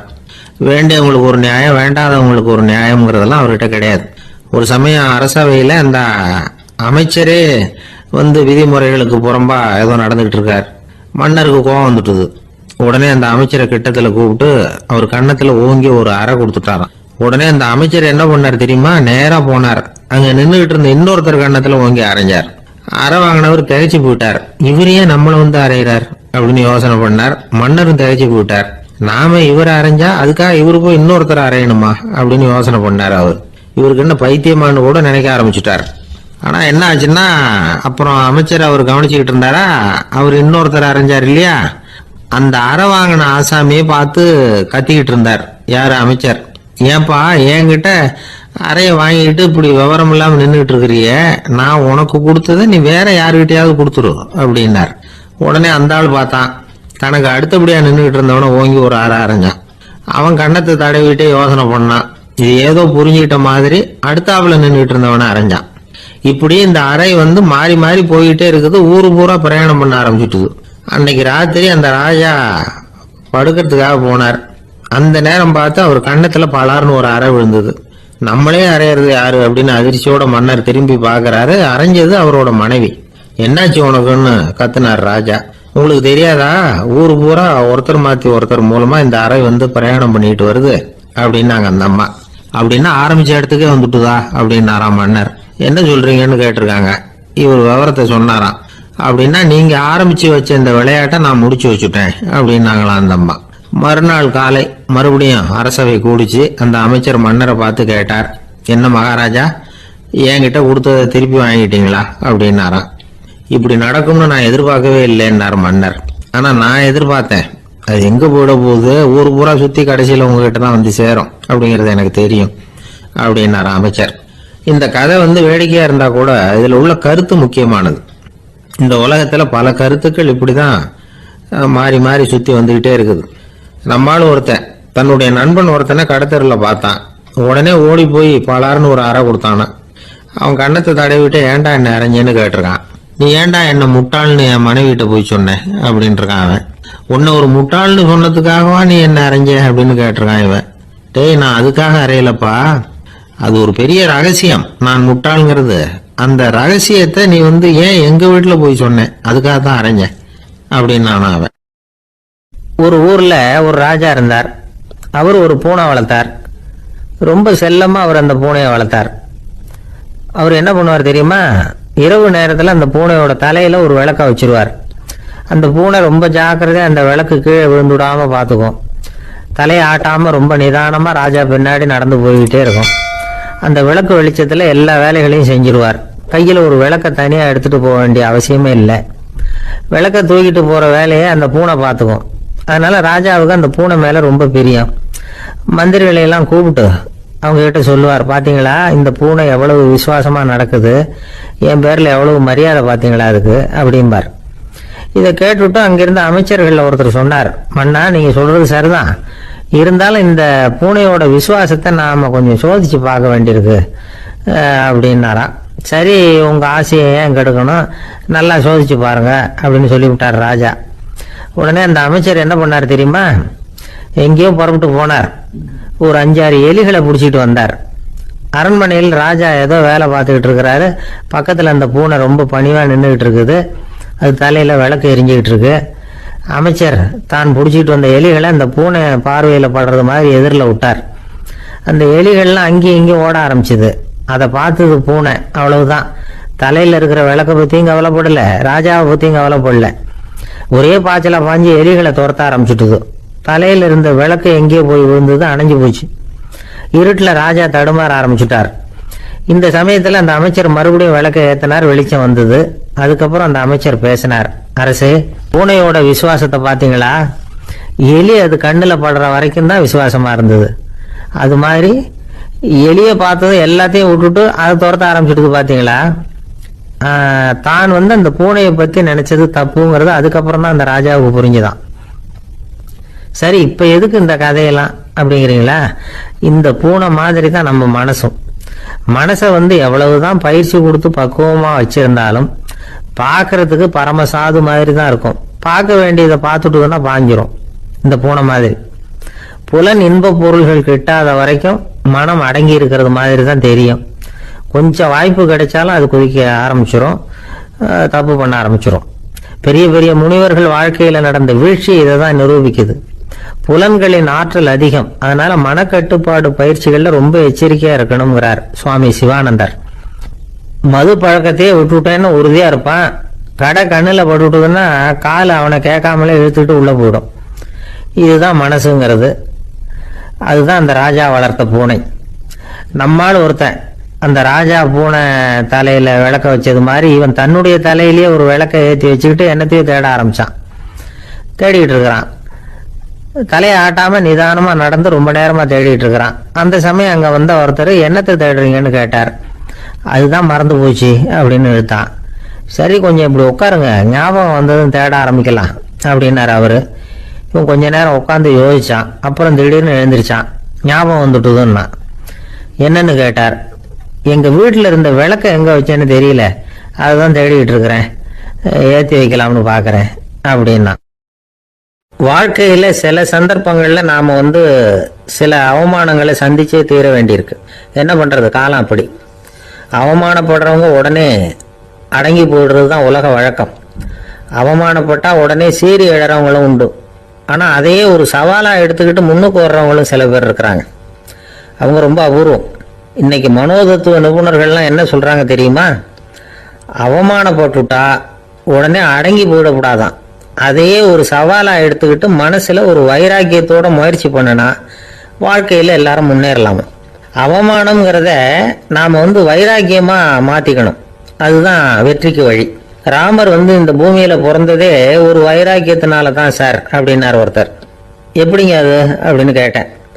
அவர் சொன்னார், தசரதருக்கு ராமர் குழந்தையா பிறக்கணும், அப்பதான் இங்க இருக்கிற கஷ்டங்கள்லாம் நீங்கும் அப்படின்னு சர்வ லோகமும் எதிர்பார்த்துக்கிட்டு இருக்குது. ஆனா அவர் எப்போ பிறப்பார் அப்படின்னு யாருக்கும் தெரியல. அந்த காரியம் சீக்கிரம் நடக்கணுமே, அதுக்கு என்ன பண்றது? நாரதர் வந்தார் ஒரு நாள் தசரதரை தேடி. தசரதா, உனக்கு ஒரு செய்தி தெரியுமான்னு ஆரம்பிச்சார். அவர் எப்பவும் இப்படித்தானே ஆரம்பிக்கிறது வழக்கம். என்ன விஷயம்னு கேட்டார் தசரதர். தசரதா, நீ அடிக்கடி உன்னோட தேர்ல ஏறிக்கிட்டு தேவலோகத்துக்கு போற, அங்க போற வர்ற எல்லாம் பண்ணிட்டு இருக்க, எல்லாம் சரி. தேவலோகத்திலையும் உன்னை நல்லபடியா தான் வரவேற்கிறாங்க. தேவேந்திரன் உன்னை பிரியமா அழைச்சிட்டு போய் தன்னுடைய அரியாசனத்திலேயே தனக்கு பக்கத்திலேயே உட்கார வைக்கிறான். நீயும் சந்தோஷமா உட்காந்து பேசிவிட்டு வந்துடுற. ஆனா நீ இங்க வந்ததுக்கு அப்புறம் அங்க என்ன நடக்குது தெரியுமா உனக்கு அப்படின்னாராம் நாரதர். என்ன நடக்குது எனக்கு ஒன்றும் தெரியலையே அப்படின்னாராம் தசரதர். நாரதர்கிட்ட கிட்டத்துல கேட்டிருக்காரு, கொஞ்சம் சொல்லுங்க என்னது அப்படின்னு. அவரு நெருங்கி வந்தாராம் நாரதரும். மெதுவா அவர் காதோட காதா சொன்னாராம். அதாவது நம்ம பாஷையில சொல்ல போனா பத்த வைக்கிறார். நீ அங்க தேவேந்திரன் கிட்ட உட்காந்து பேசிவிட்டு வந்த பிறகு நீ அங்க உட்கார்ந்து இருந்த அரியாசனத்தை தண்ணி ஊத்தி கழுவி சுத்தப்படுத்துறாங்க. நீ என்ன அந்த அளவுக்கு சுத்தம் இல்லாத ஆளா, தினம் குளிக்காம இருக்கிற அப்படின்னாராம். தசரதருக்கு இது ரொம்ப அவமானமா போயிடுது. அப்படியே செய்யறாங்க அப்படின்னாராம். ஆமா, நீ வேணும்னா நான் சொல்றது உண்மையா இல்லையா அப்படின்னு சோதனை பண்ணி பார்த்துக்கோ அப்படின்னாராம் நாரதர். உடனே தசரதர் இதுக்காகவே புறப்பட்டு தேவலோகம் போனார். அங்க வழக்கம் போலவே இவரை கூப்பிட்டு உட்கார வச்சு பேசிக்கிட்டு இருந்தான் தேவேந்திரன். கொஞ்ச நேரம் பேசிக்கிட்டு இருந்துட்டு சரி நான் கிளம்புறேன்னு புறப்பட்டார். சரி, அவனும் வாசல் வரைக்கும் வழி அனுப்பி வச்சுட்டு உள்ள போயிட்டான். தசரதர் வெளியில கொஞ்ச நேரம் மறைஞ்சு இருந்துட்டு மெதுவா உள்ள எட்டி பார்த்தார் என்ன நடக்குதுன்னு. நாரதர் சொன்னது உண்மைதான். தசரதர் உட்கார்ந்திருந்த ஆசனத்தை அங்க 2 தேவர்கள் கழுவி சுத்தப்படுத்திக்கிட்டு இருக்கிறாங்க. தசரதரால இதை தாங்கிக்க முடியல. அவருக்கு ரொம்ப அவமானமா போச்சு. நேரா கிடுகிடுன்னு தேவேந்திரன் கிட்டே போனார். நான் உட்கார்ந்திருந்த இருக்கையே சுத்தம் பண்றியே, நான் என்ன அந்த அளவுக்கு பாவியா அப்படின்னு கேட்டார். ரொம்ப கோபமா கேட்டார். தசரதரே, மனுஷனுக்கு 3 கடன்கள் உண்டு. தேவ கடன், ரிஷி கடன், பித்ரு கடன். இதை தீர்க்காதவன் பாவியாகிறான். இதுல மகனை பெறுவதால் தான் பித்ரு கடன் தீரும். உனக்கு மகன் கிடையாது, அதனால நீ பாவி ஆகிற. பாவி உட்கார்ந்திருந்த இடம்ங்கிறதுனால அதை சுத்தம் செய்ய வேண்டியது எங்க கடமை அப்படின்னு நானும் தேவேந்திரன். இந்த இடத்துல தசரதருக்கு ஏற்பட்ட அவமானம் ஒரு வைராக்கியமா மாறிச்சு. தேவேந்திரனே கேட்டுக்கோ, ஒரு மகனை பெற்ற பிறகுதான் இந்த சபையில மறுபடியும் அடி எடுத்து வைப்பேன் அப்படின்னு சொல்லிவிட்டு போயிட்டாராம். போய் புத்திர காமேஷ் யாகம் பண்ணார். புத்திரர்கள் பிறந்தார்கள். இந்த கதையில உள்ள கருத்து என்னன்னா, தேவேந்திரன் தசரதரை அப்படி அவமானப்படுத்தலைன்னா அவருக்கு இப்படி ஒரு வைராக்கியம் பிறந்திருக்குமா? யோசிச்சு பார்க்கணும். நமக்கு ஏற்படுகிற சில அவமானங்களையும் வைராக்கியமா மாத்திக்குவோம். அப்படி மாத்திக்கிட்டோம்னா வாழ்க்கையில முன்னேறலாம். நம்ம ஆளுங்க சில பேர் அவமானத்தை வைராக்கியமா மாத்திக்கிறது எப்படி தெரியுமா? நம்மகிட்ட ஒரு பையன் சொன்னான், எங்க அப்பா என்னை எல்லாருக்கும் முன்னாடி வச்சு திட்டி விட்டார், பொறுப்பு இல்லாம ஊர் சுத்துறேன்னு சொல்லி அவமானப்படுத்தி விட்டார். இனிமே நீ என் முகத்திலேயே முழிக்காதரா போடான்னு வேற சொல்லிவிட்டார். எனக்கு ரோஷம் வந்துட்டுது. அந்த அவமானத்தை வைராக்கியமா மாத்திக்கிட்டேன். அன்னையிலிருந்து அவர் முகத்திலேயே முழிக்கிறது இல்லை அப்படின்னா. அப்படியான்னு கேட்டோம். ஆமாங்க, அவர் வீட்டில் இல்லாத நேரமா பார்த்து உள்ள சமையல் கட்டுக்கு போய் சாப்பிட்டுட்டு நைஸா வெளியில வந்துடுவேன் அப்படிங்கிறான் அவன். எனக்கு இது மட்டும்தான் சார் தெரியும், இதை தவிர வேற எதுவும் தெரியாது அப்படின்னு சொல்லிக்கிட்டே காலம் தள்ளுறவங்க ரொம்ப பேர். அவங்க எல்லாம் கஷ்டப்பட வேண்டியிருக்கும். ஒருத்தர் தன்னுடைய தொழிலில் ரொம்ப கெட்டிக்காரராக இருக்கலாம். அதுக்காக எப்பவும் அதே ஞாபகத்தில் இருந்துக்கிட்டு உலகியல் அறிவு இல்லாமல் இருந்துடக்கூடாது. அது ஆபத்து. இதுக்காக நம்ம தாத்தா பாட்டிலாம் ஒரு கதை சொல்லுவாங்களே, கேள்விப்பட்டிருக்கீங்களா? ஒரு சமயம் ஒரு 4 பேர் சேர்ந்து வெளியூருக்கு பிரயாணம் போனாங்களாம். அந்த 4 பேர் எப்படி தெரியுமா? ஒருத்தர் வேதாந்தி, இன்னொருத்தர் சங்கீத வித்வான், 3வது ஆள் வைத்தியர், 4வது ஆள் ஜோசியர். இவங்க 4 பேரும் நண்பர்கள். அதனால சேர்ந்து புறப்பட்டாங்க. வழியில் ஒரு ஊரில் தங்கினாங்க. இருட்டி போச்சு. அதனால இன்னைக்கு ராத்திரி இங்கேயே தங்கி இருந்துட்டு நாளைக்கு புறப்படலாம் அப்படின்னு தீர்மானம் பண்ணாங்க. சாப்பாட்டுக்கு என்ன பண்ணுறது? அங்கேயே கடத்தெருவுக்கு போய் சாமான்லாம் வாங்கியாந்து சமைச்சு சாப்பிட்லாம்னு முடிவு பண்ணாங்க. 4 பேர் இருக்கிறதுனால ஆளுக்கு ஒரு காரியமாக செய்யலாம் அப்படின்னு வேலையை பிரிச்சுக்கிட்டாங்க. வைத்தியர் கரிகாய் வாங்க போனார். வேதாந்தி எண்ணெய் வாங்க போனார். ஜோசியர் பலசரக்கு வாங்க போனார்.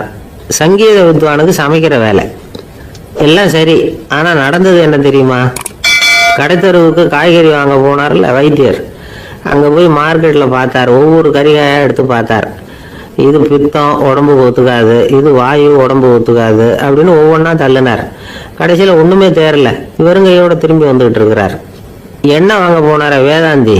அவர் ஒரு தொண்டையில் எண்ணெயை வாங்கினார். பேசாமல் அதை எடுத்துகிட்டு வர வேண்டியது தானே, முடியல. அவருடைய வேதாந்த மூளை சிந்திக்க ஆரம்பிச்சுட்டுது. இந்த தொன்னைக்கு எண்ணெய் ஆதாரமா அல்லது எண்ணெய்க்கு தொன்னை ஆதாரமா அப்படிங்கிற ஆராய்ச்சியில் இறங்கினார். என்னாச்சு தெரியுமா? அப்படி கவுத்து பார்த்தார். வாங்கின எண்ணெய் பூராவையும் வழியில் கொட்டிவிட்டு வெறும் தொண்டையோட சேர்ந்தார். பலசரக்கு வாங்க போனார் ஜோசியர். அவர் ஒரு வழியில் பார்த்தாரு. வழியில் வந்தவங்களெல்லாம் அங்கங்கே ஒரு மரத்தடியில் உட்கார வச்சு அவங்களுக்கெல்லாம் ஆர்வம் சொல்ல ஆரம்பிச்சிட்டார். அப்படி ஒவ்வொருத்தராக சொல்லி முடிச்சுட்டு கடத்தருக்கு போய் சேர்ந்தார். இவர் அங்கே போய் சேர்றதுக்குள்ளே ரொம்ப நேரம் ஆகிட்டுது. கடையெல்லாம் பூட்டிட்டு போயிட்டாங்க. என்ன செய்யறது? அவரும் வெறுங்கையோட திரும்பி சேர்ந்தார். சரி, இவங்க கதை தான் இப்படி ஆச்சு. அங்கே சமைக்கிறதுக்காக உட்காந்துருந்தார் சங்கீத வித்வான். அவரு கதை என்னாச்சு தெரியுமா? அங்கே அவர் அடுப்பை பற்ற வச்சு ஒலையை கொதிக்க வச்சார். அதாவது ஒரு பானையில் தண்ணியை ஊற்றி அடுப்பில் வச்சார். அது கொதிக்க ஆரம்பிச்சது. தண்ணி கொதிக்கிற சத்தம் இருக்குதுல்ல, அது இவருக்கு தாளம் போடுறது மாதிரி இருந்தது. ஒரே குஷி, பாட ஆரம்பிச்சுட்டார். பாடிக்கிட்டே உற்சாகமாக கையில் இருந்த கரண்டியால் அந்த பானையில் தட்டினார். தாளம் போடுறதா நினச்சிக்கிட்டு. அவ்வளவுதான், பானை பட்டுன்னு உடஞ்சி போச்சு. தலையில் கையை வச்சுக்கிட்டு அவரும் உட்காந்துட்டார். எந்த தொழில் தெரிஞ்சாலும் சரி, அதை புத்திசாலித்தனமாக பயன்படுத்த தெரியலன்னா ஆபத்து தான். அதுக்காக தான் இந்த கதை. ஒரு பஸ்ஸு டிரைவர் ரொம்ப கெட்டிக்காரரு. பஸ்ஸை ரொம்ப திறமையாக ஆபத்து இல்லாமல் ஓட்டுனதுக்காக பரிசுலாம் வாங்கினவர். அவரை ஒரு படகு ஓட்டுறதுக்காக அழைச்சிட்டு போயிருக்கிறாங்க. மோட்டார் படகு. அதையும் ரொம்ப திறமையாக தான் ஓட்டிட்டு போயிருக்கிறாரு. நடுக்கடலில் போனதும் படகு நின்று போச்சு. மோட்டாரில் ஏதோ கோளாறு. என்ன செய்யலாம் அப்படின்னு அந்த டிரைவரை கேட்டிருக்கிறாங்க படகுல இருந்தவங்கெல்லாம். அப்போ அவர் சொன்னாராம், கவலைப்படாதீங்க, ஒன்றும் பிரச்சனை இல்லை, எல்லாரும் கொஞ்சம் கீழே இறங்கி பின்னாடி தள்ளுங்க, மோட்டார் ஸ்டார்ட் ஆகிடும் அப்படின்னாராம். ஒரு ஊரில் ஒரு ராஜா இருந்தார். அவர் ஒரு நாள் காலையில் அரண்மனையில் மேல் மாடத்தில் நின்றுக்கிட்டு இருந்தார். அப்போ ஒரு ஆள் வீதியில் ரொம்ப வேகமாக ஓடிக்கிட்டு இருக்கான். அதை ராஜா கவனிச்சார். அவன் மனசுல ஏதோ ஒரு தவிப்பு இருக்குங்கிறத புரிஞ்சுக்கிட்டார். உடனே அரண்மனை சேவகர்களை கூப்பிட்டார். அந்த ஆளை இங்கே அழைச்சிட்டு வாங்க அப்படின்னார். இவங்க ஓடி போய் அந்த ஆளை அழைச்சிட்டு வந்தாங்க. மன்னர் முன்னாடி நிறுத்தினாங்க. மன்னர் அவனை நிமிர்ந்து பார்த்தார். எதுக்காக இவ்வளவு வேகமா ஓடிக்கிட்டு இருக்கிற அப்படின்னு கேட்டார். இதுக்கு அவன் சொன்னா, மன்னா, நம்ம கோட்டையின் வடக்கு வாசல் இருக்கு இல்லையா, அது ஓரமா ஒரு பெரிய பாறாங்கல் கிடக்கு. அதுக்கு அடியில நான் ஒரே ஒரு வெள்ளி நாணயத்தை புதைச்சி வச்சிருக்கேன். அது இப்போ எனக்கு தேவைப்படுது. என்னுடைய மனைவிக்கு ஒரு பரிசு வாங்கி கொடுக்க வேண்டியிருக்கு. அதுக்காக தான் அவசரமா ஓடிக்கிட்டு இருக்கிறேன் அப்படின்னா. மன்னர் யோசனை பண்ணார். அப்புறம் சொன்னார், அதுக்காகவா இப்படி ஓடுற? பரவாயில்ல, அதை பத்தி கவலைப்படாத. நான் உனக்கு 10 வெள்ளி காசுகள் தர்றேன், வாங்கிட்டு திரும்பி போ அப்படின்னார். இவன் தலையை சொரிஞ்சான். மன்னா, நீங்க கொடுக்கறத ரொம்பவும் மகிழ்ச்சியோட வாங்கிக்கிறேன். இருந்தாலும் அதுக்கப்புறம் அந்த வடக்கு வாசலுக்கு போய் அங்க இருக்கிற ஒரு நாணயத்தையும் எடுத்துக்கிட்டு போயிடுறேனே அப்படின்னானா. இதை வரப்பா, அந்த ஒரு நாணயத்தை மறந்துடு, உனக்கு 100 வெள்ளி நாணயங்கள் தரேன் இருக்கார். மன்னா, ரொம்ப மகிழ்ச்சி, உங்க மாதிரி தாராள குணம் வேற யாருக்கும் வராது. நீங்க கொடுக்கற 100 நாணயங்களையும் வாங்கிக்கிறேன். இருந்தாலும் வடக்கு வாசலுக்கு போய் அதையும் எடுத்துக்கிட்டா 101 ஆயிடுமே அப்படின்னானா. இதை பாருப்பா, அந்த ஒரு நாணயத்தை மறந்துடு, அது எக்கேடாவது கெட்டு போகட்டும். நான் உனக்கு 100 பொற்காசுகள் தரேன், அதையாவது வாங்கிட்டு வந்த வழியிலேயே திரும்பி போடுன்னாராம். தங்க நாணயங்களே தரேன்னு சொல்றீங்க, தாராளமா வாங்கிக்கிறேன். இருந்தாலும் வடக்கு வாசலுக்கு போய் அப்படின்னு மறுபடியும் ஆரம்பிச்சான். அரசர் பொறுமை இழந்துட்டார். கடைசியா ஒரு முடிவுக்கு வந்துட்டார். இதை பாருப்பா, உனக்கு என்னுடைய ராஜ்யத்திலேயே பாதியை கொடுத்துடுறேன். அப்படியாவது திருப்தியா திரும்பி போ அப்படின்னாராம். மன்னா, உங்களுடைய பெருந்தன்மைக்கு ஈடு இணையே கிடையாது. தேசத்திலேயே பாதி பிரிச்சு கொடுக்குறேன்னு சொல்றீங்க, அதனால உங்ககிட்ட ஒரு சின்ன வேண்டுகோள் அப்படின்னானா. சொல்லுன்னாராம் மன்னர் ஆர்வமா. இவன் மெதுவா ஆரம்பிச்சான். அப்படி இந்த ராஜ்யத்தை ரெண்டா பிரிக்கிறப்போ அந்த வடக்கு வாசல் இருக்கிற பக்கத்தை என்கிட்டயே கொடுத்துருங்க அப்படின்னானா. மன்னர் அசந்து போயிட்டார். இந்த கதை எதுக்காகன்னு கேட்டா, மனம்ங்கிறது ஒரு குரங்குங்கிறத புரிஞ்சுக்கிறதுக்காகத்தான். உன்னை புடிச்சுக்கிட்டா லேசில விடாது. அப்படிப்பட்ட மனச அறிவு தான் வழி நடத்தணும். அதுலதான் வாழ்க்கையின் வெற்றி அடங்கி இருக்குது. ஒரு சின்ன பையன் தெருவில் அழுதுகிட்டு இருந்தான். ஏன்பா அழுகுறேன்னு ஒரு பெரியவர் கேட்டார். ₹1 காசை இங்க தொலைச்சுட்டேன் அப்படின்னா. சரி, அதுக்காக அழாத, அதுக்கு பதிலா 10 ரூபா தரேன், இந்தா வச்சுக்கோன்னு கொடுத்தாரு. அந்த 10 ரூபாய வாங்கி சட்டப்பையில போட்டுக்கிட்டு அதை விட அதிகமா சத்தம் போட்டு அழ ஆரம்பிச்சுட்டான். மறுபடியும் ஏன்டா அழறேன்னு கேட்டார் பெரியவர். அந்த ₹1 கிடைச்சிட்டுன்னா இப்ப என்கிட்ட 11 ரூபா இருக்குமே, இப்ப 10 ரூபா தானே இருக்கு அப்படின்னு சொல்லிவிட்டு அழறான். வெளிநாட்டுக்கு போகணும்னு ஆசை. ஆனா அவனுக்கு எந்த மொழியும் தெரியாது. இருந்தாலும் சமாளிச்சுக்கலாம்னு முடிவு பண்ணிட்டு கிளம்பிட்டான். ஏதோ ஒரு தேசத்துக்கு போய் சேர்ந்தான். அங்க அவனுக்கு யாரையும் தெரியாது. அவங்க என்ன மொழியில பேசிக்கிறாங்க அப்படிங்கறது கூட புரியல. என்ன பண்றதுன்னு யோசனை பண்ணிட்டு ஒரு இடத்துல நின்றுகிட்டு இருக்கிறான். எதிர ஒரு பெரிய கட்டடம். நிறைய பேர் உள்ள போயிட்டு இருக்காங்க. இவனும் அவங்க பின்னாடியே உள்ள போனான். ஒரு பெரிய அறை, அலங்காரம்லாம் பண்ணி வச்சிருக்கிறாங்க. நிறைய பேர் சாப்பிட்றதுக்காக உட்கார்ந்துருக்கிறாங்க. இவனுக்கு நல்ல பசி, அதனால இவனும் உட்கார்ந்தான். சாப்பாடு போட்டாங்க, சாப்பிட்டான். அன்பான உபசரிப்பு. இவன் மனசு உள்ள நினைச்சுக்கிட்டான், இது ஏதோ அரசருடைய அரண்மனை மாதிரி தெரியுது, இன்னைக்கு ஏதோ விருந்து நடக்குது, நல்ல வேளை நம்ம பசியும் தீர்ந்தது அப்படின்னு நினைச்சுக்கிட்டே நிமிர்ந்து பாக்குறான். சாப்பாடு பரிமாறினவன் எதிரில் ரொம்ப பணிவோட முதுக வளைச்சி வணக்கம் தெரிவிச்சான். இவனும் எழுந்திருச்சு நின்று முதுக வளைச்சி வணக்கம் தெரிவிச்சான். ரொம்ப நன்றின்னா. அவன் ஒரு சீட்டை இவன் கையில கொடுத்தான். இவன் அதை வாங்கி பாக்குறான். என்ன எழுதியிருக்குன்னு ஒன்னும் புரியல. சரி, இந்த நாட்டுல தங்களுடைய நன்றியை சீட்ல எழுதிதான் கொடுப்பாங்க போல இருக்கு அப்படின்னு நினைச்சுக்கிட்டு மறுபடியும் நன்றின்னா. ஆனா அவன் காசை கொடுங்கன்னா. ஏன்னா அது ஒரு ஹோட்டல், இவன் சாப்பிட்டதுக்கான பில் அது. இவன் அதை புரிஞ்சுக்கவே இல்லை. நன்றின்னு அந்த சீட்ல எழுதி கொடுக்குறாங்க போல இருக்கு அப்படின்னு நினைச்சுக்கிட்டு அதை வாங்கி சட்ட பையில பத்திரமா வச்சுக்கிட்டு, பரவாயில்லைங்க ரொம்ப மகிழ்ச்சின்னா. ஒரு வெளிநாட்டுக்காரனுக்கு இவ்வளவு தூரம் மரியாதை பண்றீங்களே, எங்க ஊருக்கு போனதும் உங்களை பத்தி நிறைய சொல்லுவேன் அப்படின்னா. இவன் என்ன சொல்றான்னு அவனுக்கு புரியல. இவனை பிடிச்சி அழைச்சிட்டு போய் முதலாளி முன்னாடி நிறுத்தினான். நாம சொன்னதுல இவனுக்கு ரொம்ப பெருமையா இருக்கணும் போல இருக்கு, அதுதான் பெரிய இடத்துக்கு அழைச்சிட்டு வந்திருக்கிறான் அப்படின்னு இவன் நினைச்சுக்கிறான். அவரும் பில்லுக்கான பணத்தை கொடுங்கிறாரு. பரவாயில்லைங்க ரொம்ப மகிழ்ச்சி நன்றிங்கிறான் இவன். அவரு பார்த்தார், இவனை நீதிமன்றத்துக்கு அனுப்பி வச்சுட்டாரு. இவன் என்ன நினைச்சுக்கிட்டான், நம்மளை இந்த ஊர் ராஜா முன்னாடியே அழைச்சிட்டு வந்து நிறுத்தி இருக்கிறாங்க போல இருக்கு, என்ன ஒரு பெருந்தன்மை அப்படின்னு நினைச்சுக்கிறான். நீதிபதி சொன்னார், சாப்பிட்டதுக்கான பணத்தை கொடுத்துரு, இல்லைன்னா அதுக்கான தண்டனையை அனுபவிக்க வேண்டி இருக்கும்னார். ராஜாவே நமக்கு நன்றி சொல்றாரு போல இருக்கு அப்படின்னு நினைச்சுக்கிறான் இவன். என் மகிழ்ச்சிக்கு எல்லையே இல்லைங்க அப்படின்னா. அவரு பார்த்தார், இவனுக்கு தண்டனை கொடுக்க வேண்டியதுதான் அப்படின்னு முடிவு பண்ணார். உடனே தீர்ப்பு எழுதினார். இவனை கழுதையில பின்புறமா உட்கார வைங்க, இவன் ஒரு மோசடிக்காரன் அப்படின்னு ஒரு போர்டு எழுதி அவன் கழுத்துல மாட்டுங்க, அப்புறம் அந்த கழுதையை ஊரு பூரா விரட்டுங்க அப்படின்னாரு. இவனுக்கு தான் மொழி புரியலையே, ஏதோ நடக்குது அப்படிங்கிறது மட்டும் புரியுது. எல்லாரும் சேர்ந்து இவனை ஒரு கழுது மேல உட்கார வச்சாங்க. ஓஹோ, நம்மளை பாராட்டி ஒரு ஊர்வலம் நடத்துறாங்க போல இருக்கு அப்படின்னு நினைச்சுக்கிறான் இவன். எல்லாரும் சத்தம் போட்டுக்கிட்டே கையை தட்டிக்கிட்டு கழுத பின்னாடி ஓடி வர்றாங்க. இவனுக்கு ரொம்ப உற்சாகமா இருக்குது. எல்லாருக்கும் கை கூப்பி வணக்கம் சொல்லிக்கிட்டே போறான். கூட்டத்துல திடீர்னு ஒரு தெரிஞ்ச முகம் தெரியுது. அவனுடைய தேசத்தை சேர்ந்த ஒரு ஆள் அவன். அவனை பார்த்ததும் இவனுக்கு ரொம்ப உற்சாகம். நம்ம ஊருக்கு போனதும் இங்க நமக்கு கிடைச்ச மரியாதையெல்லாம் உண்மைதான்னு சொல்றதுக்கு ஒரு சாட்சியும் கிடைச்சிட்டு அப்படின்னு நினைச்சுக்கிறான். அவனை பார்த்து கத்தனான், நல்லா பாத்துக்க, இந்த ஊர் மக்கள் எனக்கு எப்படிப்பட்ட வரவேற்பு கொடுக்குறாங்கிறத நல்லா கவனிச்சுக்கோ அப்படிங்கிறான். அவனுக்கு அவமானமா போட்டுது. தலையை குனிஞ்சுக்கிட்டே நழுவி போயிட்டான். இவன் பார்த்தான், அவன் தலை தெரியல. ஆகா, அவனுக்கு நம்ம மேல பொறாம போல இருக்கு, அதனாலதான் காணாம போயிட்டான் அப்படின்னு நினைச்சுக்கிறான். இப்படி ஒரு வேடிக்கை கதையை பெரியவங்க சொல்றது உண்டு. கதை வேடிக்கையா இருந்தாலும் இதுல உள்ள கருத்து என்ன தெரியுமா, அந்த கழுத மேல உட்கார்ந்துருக்கிறானே, அது மாதிரிதான் நாமளும் அகங்காரம்ங்கிற கழுத மேல உட்கார்ந்துட்டு இருக்கோமா. நாமளும் கிட்டத்தட்ட அதே மாதிரி பிரம்மையில தான் இருக்கிறோமா. என்ன நடக்குதுங்கிறதே புரியறது இல்ல. அகங்காரத்துல பேசுறவனுக்கும் சித்த சுவாதீனம் இல்லாம பேசுறவனுக்கும் அதிக வித்தியாசம் இருக்கிறது இல்ல. அது மாதிரி ஒருத்தன் தன்னுடைய வீட்டை சுத்தி சேற்ற வாரி அரைச்சிக்கிட்டு இருந்தானா. அந்த வழியா வந்த ஒரு பெரியவர் அதை பார்த்திருக்கார். என்னப்பா பண்ணிட்டு இருக்கிற அப்படின்னு கேட்டாராம். கழுவிகளை விரட்டிட்டு இருக்கிறேன் அப்படின்னானா. இங்க கழுவிகளே காணுமே அப்படின்னாராம் அவரு. அதுதான் ஏற்கனவே விரட்டி விட்டனே அப்படின்னானா இவன். சங்கீத வித்வான்கள்ல பல வகை உண்டு. சில குறிப்பிட்ட ராகங்களை பாடுறதுல அவங்களுக்கு பெருமை வர்றது உண்டு. ஆனா ஒருத்தர் இருந்தார், அவரால் ஒரு ராகத்துக்கே பெருமை வந்தது. அந்த ராகத்தை அவர் வாசிச்சு கேட்கணும் அப்படின்னு சொல்லுவாங்க.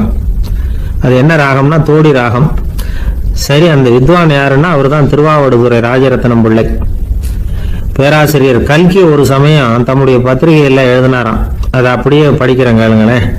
ஆஹா, ஸ்ரீ ராஜரத்னம் பிள்ளையின் தோடி ஆலாபனையை முதலில் கேட்டபோது அவருடைய கற்பனையை விட்டு தள்ளுங்கள். நம்முடைய மனதில் என்னென்ன இன்பமயமான கற்பனைகள் எல்லாம் உதித்தன.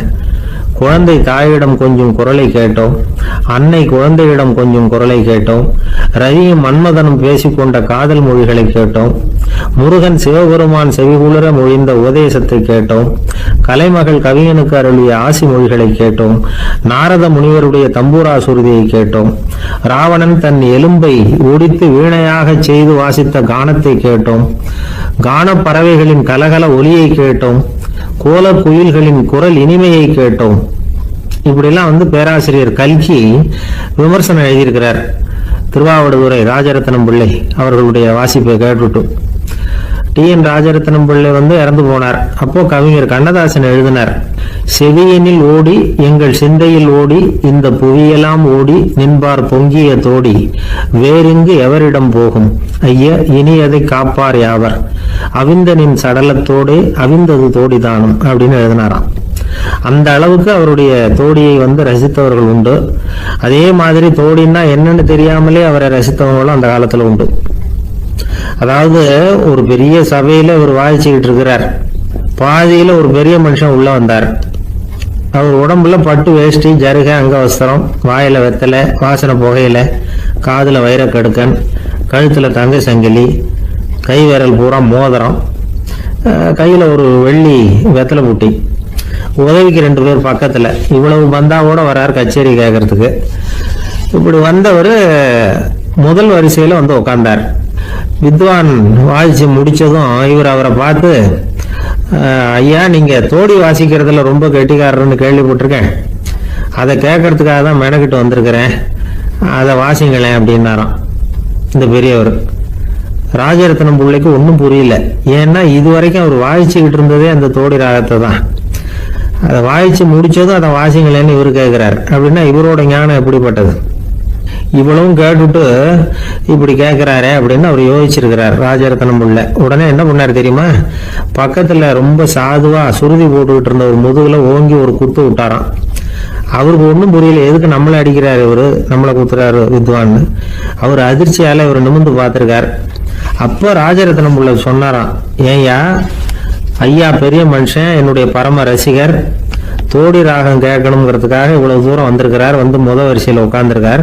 நீ இந்த சமயம் பார்த்து தோடி ராகம் வாசிக்கிற நாதஸ்வரத்தை வீட்டில் வச்சுட்டு வந்துட்டிய, இப்ப ஐயாவுக்காக அந்த ராகத்தை நான் எப்படி வாசிக்கிறது அப்படின்னு சொல்லிட்டு மறுபடியும் முதுகுல ஒரு அடி கொடுத்தாராம். அடி வாங்கினவருக்கே சிரிப்பு அடக்க முடியலையா. இமயமலை அடிவாரத்துல ஒரு மடம், அங்க ஒரு சன்னியாசி இருந்தார். அவர்கிட்ட ஒருத்தர் வந்தார். சுவாமி, ஆசையை உதற நினைக்கிறேன், முடியல, ஊட்டிக்கிட்டே வருது அப்படின்னாராம். இப்படி உட்கார ஒரு கதை சொல்றேன் அப்படின்னு சொல்லி அவர் சொல்ல ஆரம்பிச்சாராம். அவர் சொன்ன கதை என்னன்னா, ஒரு ஊர்ல ஒரு ஆள் இருந்தான். அவன் பேரு குப்புசாமி. அவன்கிட்ட எப்பவும் ஒரு பழைய தொப்பி இருக்கும், விடவே மாட்டான். அதனால அவனை எல்லாரும் தொப்பி சாமி அப்படின்னு தான் கூப்பிடுறது வழக்கம். ஒரு புது தொப்பி வாங்கிக்கப்படாதாப்பா அப்படின்னு நண்பர்கள்லாம் சொல்லி பார்த்தாங்க. பணத்துக்கு எங்க போவேன் அப்படின்னு விட்டானா. பணம் வச்சிருக்கான், செலவு பண்ண மனசு வரல, மகா கஞ்சன். பழைய பாட்டில்கள்லாம் வாங்கி வித்துக்கிட்டு இருந்தான். அப்படி ஒரு தடவை பழைய கண்ணாடி சாமான்களை ஏலத்தில் எடுத்தப்போ அதில் ஒரு அருமையான சென்ட் பாட்டில் கிடைச்சிது. உடனே ஒரு ஐடியா பண்ணான், அந்த சென்ட்டை வந்து சின்ன சின்ன பாட்டில்களில் அடைச்சி ஜன்னல் ஓரமாக அடுக்கி வச்சுட்டான். அதை விற்றா நிறைய பணம் கிடைக்குமே, அதனால. இதுக்கு இடையில ஒரு நாள் அவன் வந்து அப்படியே உட்காந்துருந்தான். அந்த நேரம் நண்பன் வந்தான். ஏண்டா உன் பழைய தொப்பியை மாற்றப்படாதா, ஊரில் எல்லாரும் கேலி பேசுகிறாங்களே ஒன்று தொப்பி சாமின்னு அப்படின்னு சொல்லி கேட்டிருக்கான். இந்த சென்ட்டு பாட்டில் விற்றதும் பணம் வரும், அதுக்கப்புறம் பார்க்கலாம் அப்படின்னு நானா இவன். சரி வா நீச்சல் குளத்துக்கு போயிட்டு வருவோம் அப்படின்னு கூப்பிட்டுருக்கான் நண்பன். 2 பேரும் போனாங்க. அதே நேரம் அந்த ஊர் நீதிபதியும் அங்கே குளிக்க வந்தாராம். அவர்கிட்ட இருந்தது விலை உசந்த ஒரு புது தொப்பி. அதை அங்கே இருந்த ஸ்டாண்டில் மாட்டிவிட்டு குளிக்க போனார். இதுக்கிடையில் குப்புசாமி குளிச்சுட்டு வந்தான். அவனுடைய பழைய தொப்பியை காணலை. அந்த புது தொப்பியை பார்த்தா இது நண்பனுடைய வேலை தான் அப்படிங்கிறதாக புரிஞ்சுக்கிட்டு அதை எடுத்து மாட்டிட்டு வந்துட்டான். நீதிபதி குளிச்சுட்டு வந்து பார்க்குறாரு, தொப்பியை காணும். போலீஸில் புகார் கொடுத்தார். அவங்க வந்து தேடினாங்க. ஒரு மூலையில் பழைய தொப்பி கிடைச்சது. அடடா இது நம்ம குப்புசாமியோட தொப்பி இல்லையா அப்படின்னு நானா ஒருத்தன். உடனே அவன் வீட்டுக்கு தேடிட்டு போயிருக்காங்க. அங்கே போய் பார்த்தா புது தொப்பி அங்கே இருக்குது. உடனே அவனுக்கு 1000 ரூபாய் அபராதம் போட்டாங்களாம். அவன் பணத்தை கட்டிவிட்டு ரொம்ப எரிச்சலோடு வீட்டுக்கு வந்தான். பழைய தொப்பி கண்ணில் பட்டது. மறுபடியும் உன்னால தானே எனக்கு 1000 ரூபா நஷ்டம் அப்படின்னு சொல்லி அதை எடுத்துக்கிட்டு அப்படி போயிருக்கான். அந்த ஊர் குளத்துல வீசி எரிஞ்சிட்டு வந்துட்டான். அது மீன் பிடிக்கிற ஒருத்தன் கையில் சிக்கிச்சு.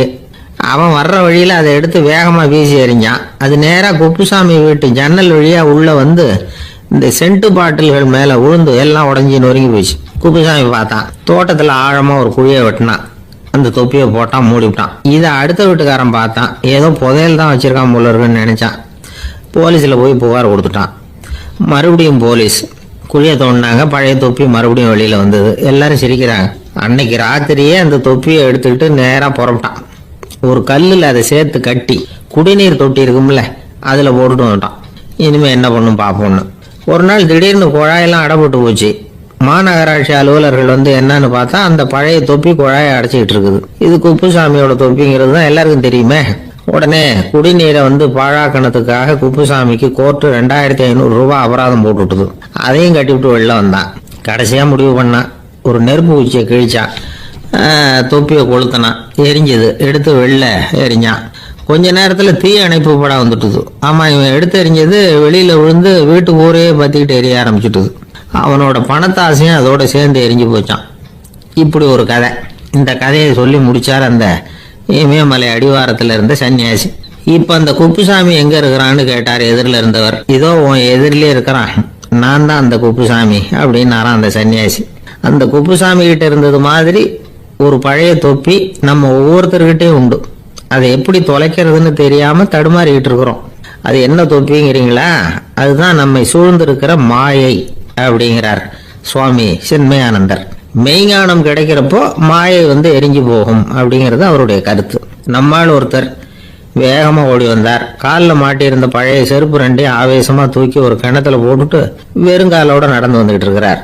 ஏன் அப்படி பண்ணீங்க அப்படின்னு கேட்டோம். அந்த செருப்புக்கு சொந்தக்காரன் வந்து பின்னாடி வந்துகிட்டு இருக்கிறான், அதனால அப்படி பண்ணேன் அப்படிங்கிறார் இவர். ஒரு கடைக்கு போனேன். 5 ரூபா பணத்தை எடுத்து கொடுத்தேன். ஒரு தினசரி பத்திரிகையை கேட்டேன். அவரு உடனே அங்கே அடுக்கி வச்சிருந்த பத்திரிகையில் ஒன்று எடுத்து என் கையில் கொடுத்தார். வாங்கிக்கிட்டேன். மீதி பணத்தை எடுத்தார். அதையும் என் கையில் கொடுக்கணும்ல, கொடுக்கல. எதிரில் இருந்த பலகையில் வச்சு எடுத்துக்க சொன்னார். எப்பவும் அவர் அப்படி தான் பண்ணுவார். நானும் எடுத்துக்கிட்டு வந்துடுவேன். இவர் ஏன் இப்படி பண்ணுறாருங்கிறது எனக்கு ரொம்ப நாளாக ஒரு சந்தேகம். ஒரு நாள் அவர்கிட்டே இதை கேட்டுவிட்டேன். ஏங்க, நீங்கள் உங்கள் கடைக்கு வந்து பொருள்கள் வாங்குறவங்களுக்கு நீங்கள் பாக்கி சில்லறையை கொடுக்குறப்போ பலகையில் வச்சு விட்றீங்க, கையில் கொடுக்க மாட்டேங்கிறீங்களே, ஏன் அப்படின்னு கேட்டேன். காசை கையில் கொடுத்தா நம்மக்கிட்ட இருக்கிற லட்சுமி போயிடுவா சார் அப்படின்னார். அதாவது பணம் செலவாயிடும் அப்படின்னு அர்த்தமா. இன்னொரு நண்பர், அவர் ஒரு நாள் வழக்கத்துக்கு மாறா ரொம்ப சோகமாக உட்காந்துருக்கிறார். ஏங்க என்னாச்சு, ஏன் இப்படி கப்பலே கவிழ்ந்தது மாதிரி உட்காந்துருக்குறீங்க அப்படின்னு கேட்டேன். கப்பலே கவிழ்ந்திருந்தா கூட நான் இப்படி கவலைப்பட மாட்டேன் சார், வேற ஒன்று நடந்து போச்சுன்னார். என்னன்னு கேட்டேன். என் உச்சந்தலையில் பல்லி ஒன்று விழுந்துட்டுதுன்னார். அதுக்காகவா இப்படி அப்படின்னு ஆச்சரியப்பட்டேன். ஆமாங்க, பல்லி உச்சந்தலையில் விழுந்தா பலன் என்னன்னு பஞ்சாங்கத்தில் பார்த்தேன், மரணம்னு போட்டிருக்கு அப்படின்னு சொல்லிவிட்டு அவர் தொடர்ந்து கவலைப்பட ஆரம்பிச்சிட்டார். இப்படியும் ஒருத்தர், என் கூட வேலை பார்க்குற ஒருத்தர் எப்படி தெரியுமா, தினமும் வலது காலை வச்சு தான் ஆஃபீஸுக்கு உள்ளே நுழைவார். என்னைக்காவது தவறுதலாக இடது காலை வச்சு உள்ளே வந்துட்டாருன்னா அன்னைக்கு பூரா மனசு சங்கடப்படுவார். எந்த வேலையும் சரியா ஓடாது. கேரம் போர்டு ஆடுற ஒருத்தர் எப்போ ஆட உட்காந்தாலும் ஸ்ட்ரைக்கரை கை தவறி கீழே விழுற மாதிரி பண்ணி அதுக்கப்புறம் அதை எடுத்துக்கிட்டு ஆட உட்காருவார். ஏன்னா எப்போ ஒரு தடவை நிஜமாவே அது கை தவறி கீழே விழுந்திருக்குது. அன்னைக்கு பிரமாதமா ஜெயிச்சுட்டார். உடனே ஒரு முடிவுக்கு வந்துட்டார், கை தவறுனா லாபம் அப்படின்னு. அதுக்கப்புறம் அதையே பழக்கமாக்கிக்கிட்டார். பூனை குறுக்க போனா சகனம் சரியில்லைன்னு நினைக்கிறவங்க உண்டு. ஆனா ஒருத்தர் எப்படி தெரியுமா, அவர் வெளியில கிளம்புற சமயம் பக்கத்து வீட்டு ரேடியோவில் மியாவ் மியாவ் பூனை குட்டின்னு பாட்டு சத்தம் கேட்டா கூட போதும், சகனம் சரியில்லைன்னு பிரயாணத்தை கேன்சல் பண்ணிவிடுவார். இப்ப இவ்வளவு எதுக்கு சொல்றோம்னா, அளவுக்கு மீறின சகுன நம்பிக்கைகள் இருக்கு பாருங்க, இதோட பயமும் சேர்ந்துகிட்டதுன்னு வச்சுக்கோங்க, இது ஒருத்தருடைய மனநிலையை பாதிச்சிடும். இது உளவியல் நிபுணர்கள் சொல்ற கருத்து. வாழ்க்கையே தடுமாற வச்சிரும். பாதுகாப்பு இல்லாத உணர்வு, ஒரு விதமான டிப்ரெஷன் மனநிலை, இதெல்லாம் தான் இதுக்கு காரணமா அமையலாம்.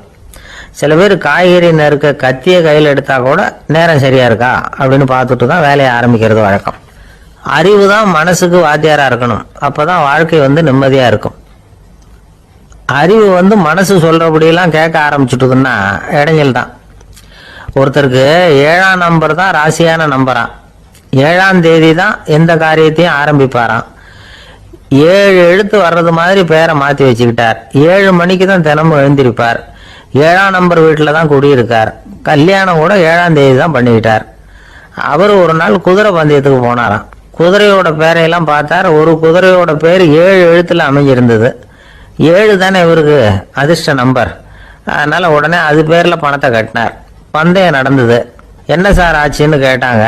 நான் பணம் கட்டின அந்த என்னோட குதிரை 7ஆவதா சேர்ந்தது சார் அப்படின்னாராம் சோகமா. இந்த உலகத்துல நாம நல்லபடியா இருக்கணும்னா அதுக்கு முக்கியமா தேவைப்படுறது 2. ஒன்னு செல்வம், இன்னொன்னு அறிவு. சரி, இது 2ல சிறந்தது எது அப்படின்னு ஒரு கேள்வி கேட்டா என்ன பதில் சொல்றது? இதே கேள்விய ஹஸ்ரத் அலி அவர்கள் கிட்ட கேட்டாங்களாம். அவர் ஒரு பெரிய அறிஞர். கேள்வி கேட்டவங்களும் சாதாரண ஆட்கள் இல்லை, இவங்களும் அறிஞர்கள். ஒரு நாள் ஹஸ்ரத் அலி அவர்கள்கிட்ட 10 அறிஞர்கள் வந்தாங்களாம். ஐயா, நாங்க 10 பேரும் உங்ககிட்ட ஒரே கேள்வியை தான் கேட்க வந்திருக்கிறோம், ஆனா எங்க 10 பேருக்கும் நீங்க தனித்தனியா பதில் சொல்ல முடியுமா அப்படின்னு கேட்டிருக்காங்க. அதாவது அவங்க ஒரே கேள்விக்கு இவர்கிட்ட இருந்து 10 விதமான பதில் எதிர்பார்க்கறாங்க. சரி கேளுங்க, என்ன கேள்வி அப்படின்னாரு அவர். அப்பதான் அவங்க கேட்டாங்களாம், செல்வம் அறிவு இது 2ல சிறந்தது எது? இதுதான் கேள்வி. ஹஸ்ரத் அலி என்ன பண்ணார் தெரியுமா? அவங்கள ஒவ்வொருத்தரா கூப்பிட்டார். ஒவ்வொரு விதமான பதில சொல்லி அனுப்புனார். முதல்ல ஒருத்தரை கூப்பிட்டார். சொன்னார், அறிவுங்கிறது தீர்க்கதரிசிகள், ஞானிகள், மகான்கள் இவங்களோட பரம்பரை சொத்து. ஆனா செல்வம்ங்கிறது கொடுங்கோலரின் ஆயுதம். அதனால அறிவு தான் சிறந்தது அப்படின்னார். 2வது ஆளை கூப்பிட்டார். உங்ககிட்ட செல்வம் இருந்தா நீங்க தான் அதை காப்பாற்றணும், ஆனா அறிவு உங்களை எப்பவும் காப்பாற்றும். ஆகவே அறிவு தான் சிறந்தது அப்படின்னார். 3வது ஆளை கூப்பிட்டார். செல்வந்தனுக்கு எப்போதும் விரோதிகள் அதிகம், ஆனா அறிஞனுக்கு நண்பர்கள் அதிகம். அதனால அறிவு தான் சிறந்ததுன்னார். அடுத்தவரை கூப்பிட்டார். செல்வம் அடுத்தவங்களுக்கு கொடுக்க கொடுக்க குறையும், ஆனா கல்விங்கிறது அதிகரிச்சுக்கிட்டே வரும், கொடுக்கறதுனால குறையாது. அதனால அறிவு தான் சிறந்ததுன்னார். இன்னொருத்தரை கூப்பிட்டார். அறிவு உள்ளவன் எப்பவும் அதை அடுத்தவங்களுக்கு வாரி வழங்கிக்கிட்டே இருப்பான், அதனால அவங்ககிட்ட தாராளத்தன்மை இருக்கும். ஆனா செல்வந்தன் கிட்ட கஞ்சத்தனம் தான் இருக்கும், அதனால அறிவு தான் சிறந்ததுன்னார். 6வது நபரை கூப்பிட்டார். செல்வத்தை கள்வர்கள் திருடிட்டு போக முடியும், ஆனா அறிவை அப்படி திருடிட்டு போக முடியாது அப்படின்னார். 7வது நபரை கூப்பிட்டார். செல்வம் கால ஓட்டத்துல அழிஞ்சிரும், ஆனா அறிவை கால ஓட்டம் ஒன்றும் பண்ண முடியாது, ஆகவே அறிவே சிறந்ததுன்னார்.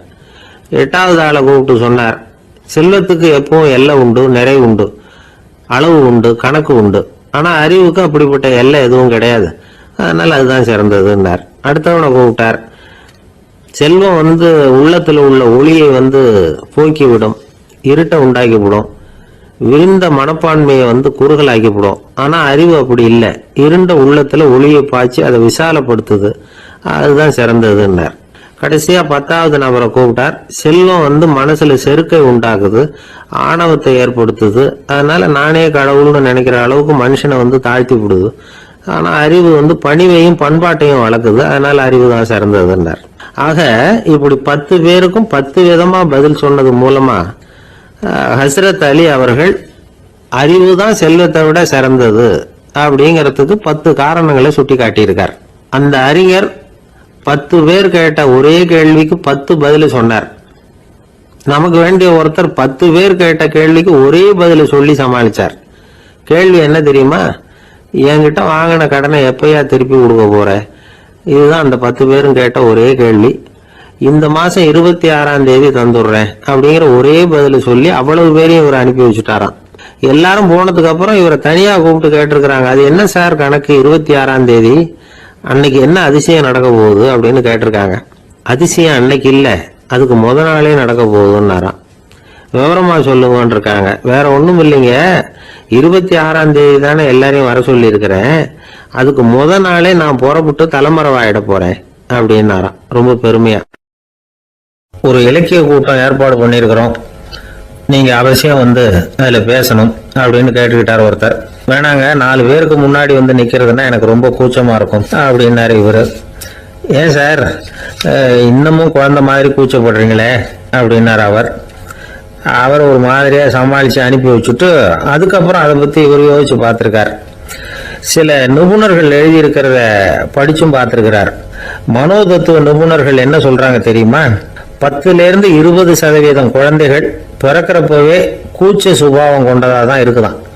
ஒரு தாத்தா தன்னோட பேர பிள்ளைய ஆசையா கூப்பிடுறாரு விளையாட்டு காட்ட, அதை அழுதுகிட்டு ஓடி போகுது. ஒரு அம்மா தன்னோட பிள்ளைய பள்ளிக்கூடத்துல சேர்க்கறதுக்காக கூப்பிட்டுக்கிட்டு போறாங்க. அந்த புள்ள அம்மாவோட முந்தானையில ஒளிஞ்சுக்கிட்டு வெளில வரமாட்டேங்குது. இவங்களெல்லாம் எப்படி சமாளிக்கிறது?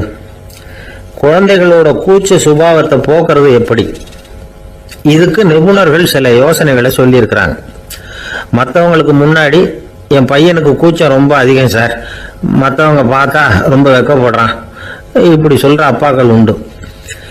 என் பையன் புது மனுஷால பார்த்தா அட்டையா ஒட்டிக்குவான் சார் அப்படின்னு சொல்ற அப்பாக்களும் உண்டு. இப்படிலாம் குழந்தைகளுக்கு வந்து முத்திரை குத்துறது ரொம்ப தப்பான். புதுசா யாராவது வீட்டுக்கு வந்தா குழந்தை தானா தன்னோட கூச்சத்தையும் பயத்தையும் போக்கிக்கிட்டு சகஜமா மாறி வர்றதுக்கு வாய்ப்பு கொடுக்கணுமா.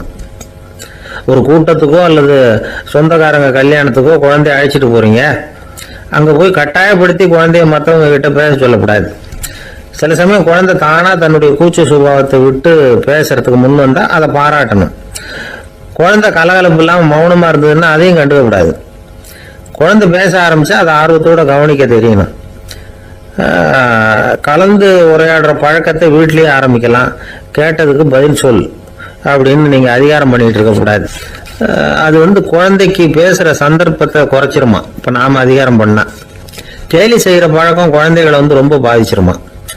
பெரியவங்களானதுக்கு அப்புறமும் சில பேர் கூச்சத்தோடவும் பயத்தோடவும் இருக்கிறதுக்கு இதுதான் காரணம்.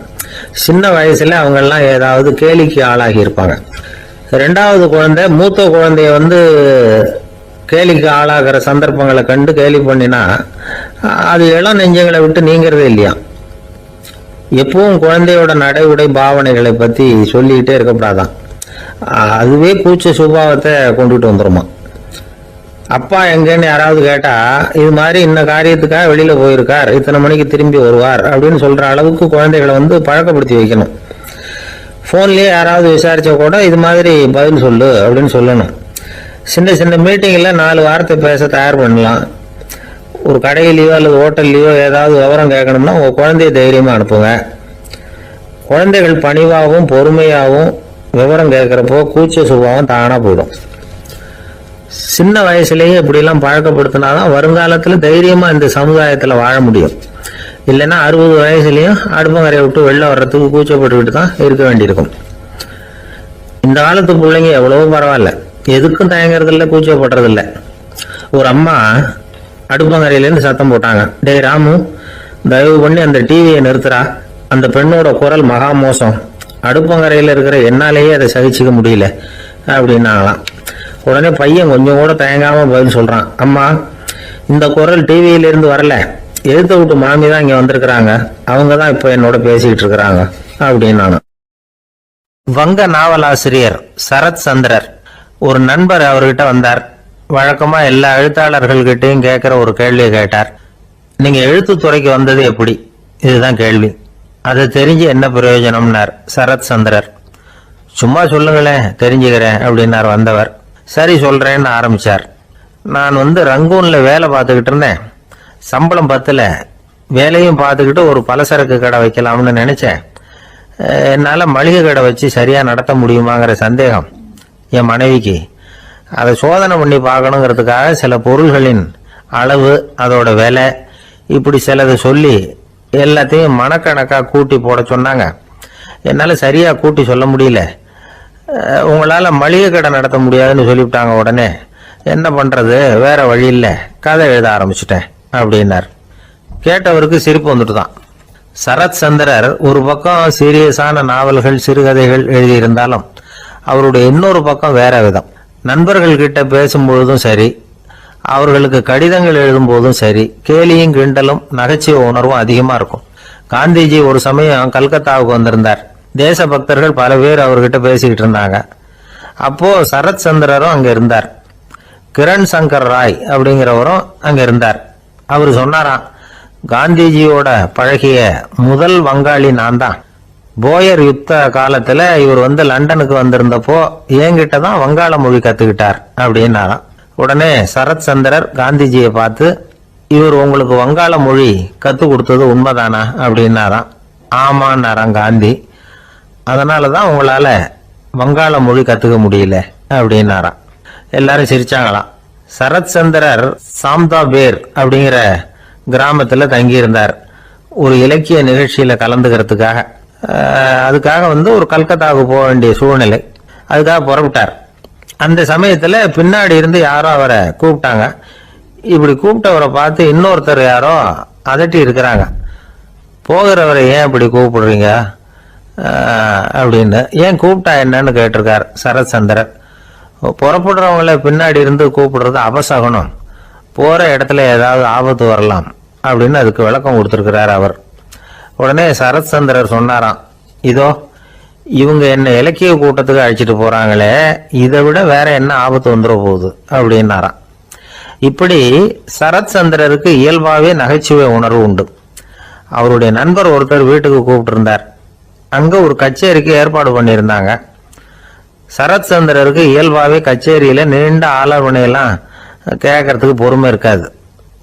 அதனால மெதுவா பாட போறவர் எப்படி அப்படின்னு கேட்டிருக்கார். அவருக்கு ரொம்ப நல்லா பாட தெரியும் அப்படின்னு சொல்லியிருக்கிறாங்க. அதுக்கு சரத் சந்திரர், பாட தெரியுங்கிறது சரி, பாட்டை நிறுத்த தெரியுமா அதை சொல்லுங்க முதல்ல அப்படின்னாராம். ஒரு பெரியவர் உட்கார்ந்துருக்கிறார். அவரை சுத்தி அவருடைய தோழர்கள் உட்கார்ந்துருக்கிறாங்க. ஏதோ ஒரு முக்கியமான செய்தியை அவர் அவங்களுக்கு சொல்லிட்டு இருக்கிறார். அவங்களும் ஆர்வமா கேட்டுக்கிட்டு இருக்கிறாங்க. இந்த சமயத்துல யாரோ ஒரு ஆள் வேகமா அங்க வர்றார். வர்ற வேகத்திலேயே எனக்கு ஏதாவது உதவி செய்யுங்க அப்படின்னு கேட்டுக்கிட்டே வர்றார். கேட்கறது உதவி, ஆனா குரல் மிரட்டுறது மாதிரி இருக்கு, அதட்டி கேட்கறது மாதிரி இருக்கு. இதை கேட்டதும் அந்த பெரியவர் ஆத்திரப்படலை, ஆனா அவரை சுத்தி இருந்தவங்க ஆத்திரப்பட்டாங்க. இதை பெரியவர் கவனிச்சார். கொஞ்சம் அமைதியா இருங்கன்னார். வந்தவரை கூப்பிட்டார். அவருக்கு சில பொருள்களை கொடுத்தார். என்னங்க இப்போ உங்களுக்கு மகிழ்ச்சி தானே அப்படின்னார். அப்படின்னு அலட்சியமா அவர் சொல்றார். நான் உங்களை நல்ல முறையில நடத்தினேன்னா அப்படின்னு கேட்கிறாரு அவர் மறுபடியும்.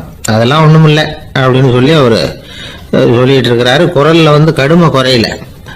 சுத்தி இருந்தவங்களால இதை பொறுத்துக்க முடியல. கோபத்தோடு அவரை நோக்கி நெருங்க ஆரம்பிச்சாங்க. பெரியவர் அவங்களை எல்லாம் தடுத்து நிறுத்தினார். வந்தவரை வாங்க என்னோட அப்படின்னு சொல்லி அழைச்சிட்டு போனார். வீட்டுக்கு போனார். அங்க போனதும் இன்னும் சில பொருள்களை எடுத்து அவர்கிட்ட கொடுத்தார். இப்ப திருப்தி தானே, நான் உங்ககிட்ட நல்ல முறையில நடந்துகிட்டேனா அப்படின்னார். அவர் முகம் இப்பதான் கொஞ்சம் மலர்ந்தது. ரொம்ப நன்றி, இறைவன் உங்க குடும்பத்துக்கு எல்லா நன்மைகளையும் செய்வான் அப்படின்னு சொன்னார். இதே வார்த்தைகளை என்னுடைய தோழர்கள் கிட்டே சொல்லிட்டீங்கன்னா அவங்க கோபம் தணிஞ்சிரும், வர முடியுமான்னார். கண்டிப்பா வர்றேன் அப்படின்னாரு. மறுநாள் காலையில அந்த இடத்துக்கு வந்தார். அதே மாதிரி சொல்லிவிட்டு அவர் போயிட்டார். தோழர்கள்லாம் ரொம்ப வியப்போட பெரியவரை பார்த்தாங்க. அந்த பெரியவர் தான் நபிகள் நாயகம். அவர் சொன்னார், ஒருத்தன் ரொம்ப ஆசையா ஒரு ஒட்டகத்தை வளர்த்துக்கிட்டு வந்தான். ஒரு நாள் அந்த ஒட்டகம் கயத்தை அறுத்துக்கிட்டு ஓடி போயிட்டுது. அக்கம் பக்கத்தில் இருக்கிறவங்க எல்லாம் அந்த ஒட்டகத்தை பிடிக்கிறதுக்கு முயற்சி பண்ணாங்க. அதை துரத்திக்கிட்டு ஓடினாங்க. ஒட்டகம் தாறுமாறா ஓட ஆரம்பிச்சது. இந்த சமயத்துல ஒட்டகத்தை வளர்த்தவன் அங்க ஓடி வந்தான். நீங்க அதை ஒன்றும் செய்ய வேணாம், விட்டுருங்க. அதோட சுபாவம் எனக்கு நல்லா தெரியும், அதை சுலபமா என்னோட வழிக்கு கொண்டுட்டு வந்துட முடியும், நான் பாத்துக்கிறேன், விட்டுருங்க அப்படின்னா. எல்லாரும் விலைக்கு போயிட்டாங்க. இவன் என்ன செஞ்சான் தெரியுமா? கொஞ்சம் புல்ல கையில எடுத்துக்கிட்டு அந்த ஒட்டகத்தை நெருங்கினா, அவ்வளவுதான். அது ஓடி வந்து இவன் காலடியில் உட்காந்துக்கிட்டது. செல்லமா அதை அப்படியே தடவி கொடுத்தான், முதுகில் ஏறி உட்காந்துக்கிட்டான். அது பாட்டுக்கு சாதுவா நடந்து போகுது. இந்த கதையை நபிகள் நாயகம் தம்முடைய தோழர்களுக்கு சொல்றார். ஒட்டகத்தை மட்டும் இல்ல, சில மனிதர்களையும் கூட சில விதத்துல அணுகிதான் அவர்களை வந்து சீர்திருத்த வேண்டியிருக்குது அப்படிங்கிறத அவங்களுக்கு உணர்த்தினார். இது ஒரு அழகான உளவியல் அணுகுமுறை. சில குடும்ப தலைவர்கள் கூட இந்த ஒட்டகம் மாதிரி நடந்துகிறது உண்டு, அப்புறம் அடங்கி போறதும் உண்டு. ஒரு குடும்ப தலைவர் காலையில எழுந்திரிச்சதுல இருந்து சத்தம் போட்டு கத்திக்கிட்டு இருப்பார். பக்கத்துல இருந்தவெல்லாம் ஓடி போய் சமாதானம் பண்ணி பார்த்தாங்க. அவர் ஓயறது மாதிரி தெரியல. கடைசியில் அவர் மனைவி வந்தாங்க. நீங்க எல்லாம் விலைக்கு போயிடுங்க, அவர் சுபாவம் எனக்கு தெரியும், நான் பாத்துக்கிறேன் அப்படின்னாங்க. சரின்னு எல்லாரும் போயிட்டாங்க. சாயந்தரமா வந்து பாக்குறாங்க, அவர் சத்தம் இல்லாம ஒரு மூலையில உட்காந்துருக்கிறார், ரொம்ப சாதுவா. ஆச்சரியமா இருந்தது. என்னம்மா பண்ணீங்கன்னு கேட்டாங்க. அது ஒண்ணும் இல்லைங்க, ஒரு வேளை சாப்பாட்டை நிறுத்தினேன், பட்னி போட்டேன், அவ்வளவுதான் அப்படின்னாங்க அந்த அம்மா.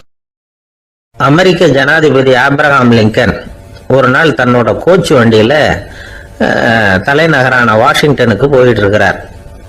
கோச்சு வண்டி ஒரு சாலையில போயிட்டு இருக்கு. அந்த சாலைக்கு ஒரு பக்கத்துல பயங்கரமான சதுப்பு நிலம்.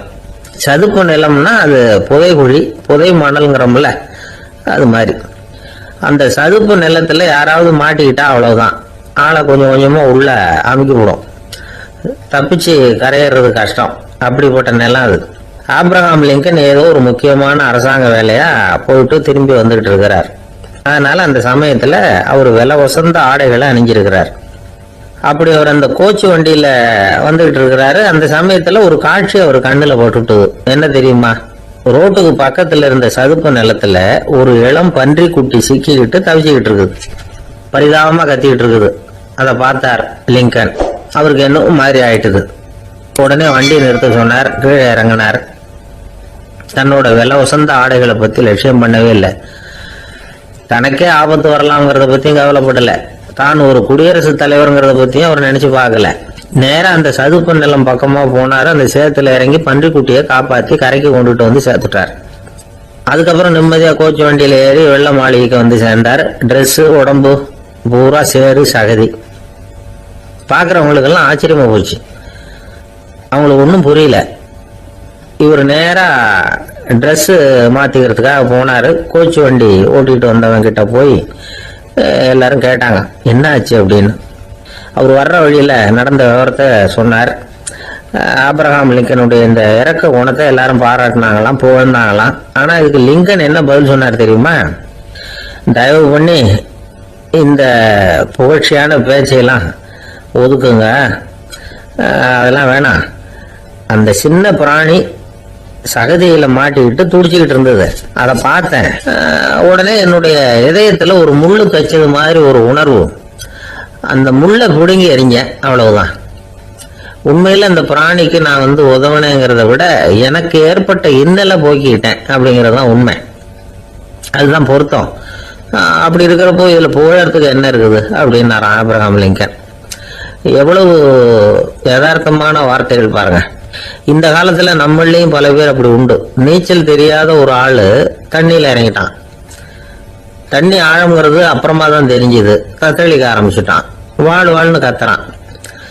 கரையில நின்றுட்டு இருந்த ஒருத்தர் இதை பார்த்தார். உடனே அவருக்கு இதயத்துல முள்ளு தைச்சது மாதிரி ஒரு உணர்வு. உடனே குபீர்னு தண்ணியில பாஞ்சார். அவரை காப்பாத்தி கரைக்கு கொண்டுட்டு வந்து சேர்த்தார். இத பார்த்துக்கிட்டு இருந்த இன்னொருத்தர் காப்பாத்தின அந்த ஆளை பாராட்டி புகழ்ந்தார். என்ன புகழாதீங்க சார் அப்படின்னார் அவர். ஏன்னு கேட்டார் இவர். நான் அந்த ஆளை ஏன் காப்பாத்தினேன் தெரியுமா? அவன் நேத்துக்கு என்கிட்ட 300 ரூபா கடன் வாங்கியிருக்கிறான். இவன் தண்ணியில போட்டான்னா நான் கொடுத்த கடனும் தண்ணியில போடும். அதனாலதான் வந்து காப்பாத்தினேன் அப்படின்னா அந்த ஆள். ஒருத்தர் இருக்கார், நல்ல உத்தியோகத்துலதான் இருக்கிறார். ஆனா எப்ப பார்த்தாலும் முகத்தை வெறுப்பா வச்சிருப்பார்.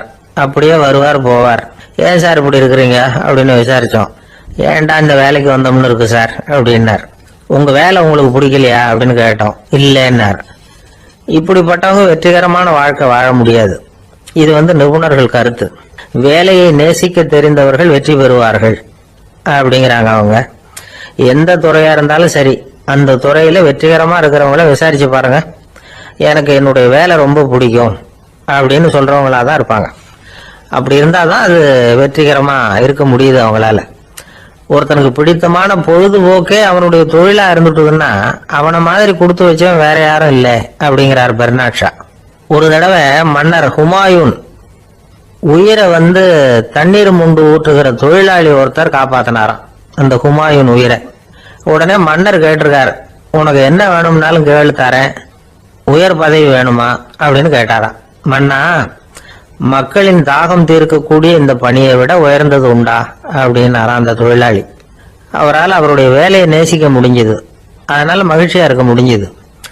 நாமெல்லாம் அப்படி இல்லை, வேலை கிடைக்கிற வரைக்கும் கிடைச்சா போதும் அப்படின்னு இருக்கோம். கிடைச்சதுக்கு அப்புறம் ஏன்டா இந்த வேலைக்கு வந்தோம்னு ரொம்பவும் அழுத்துக்குவோம்.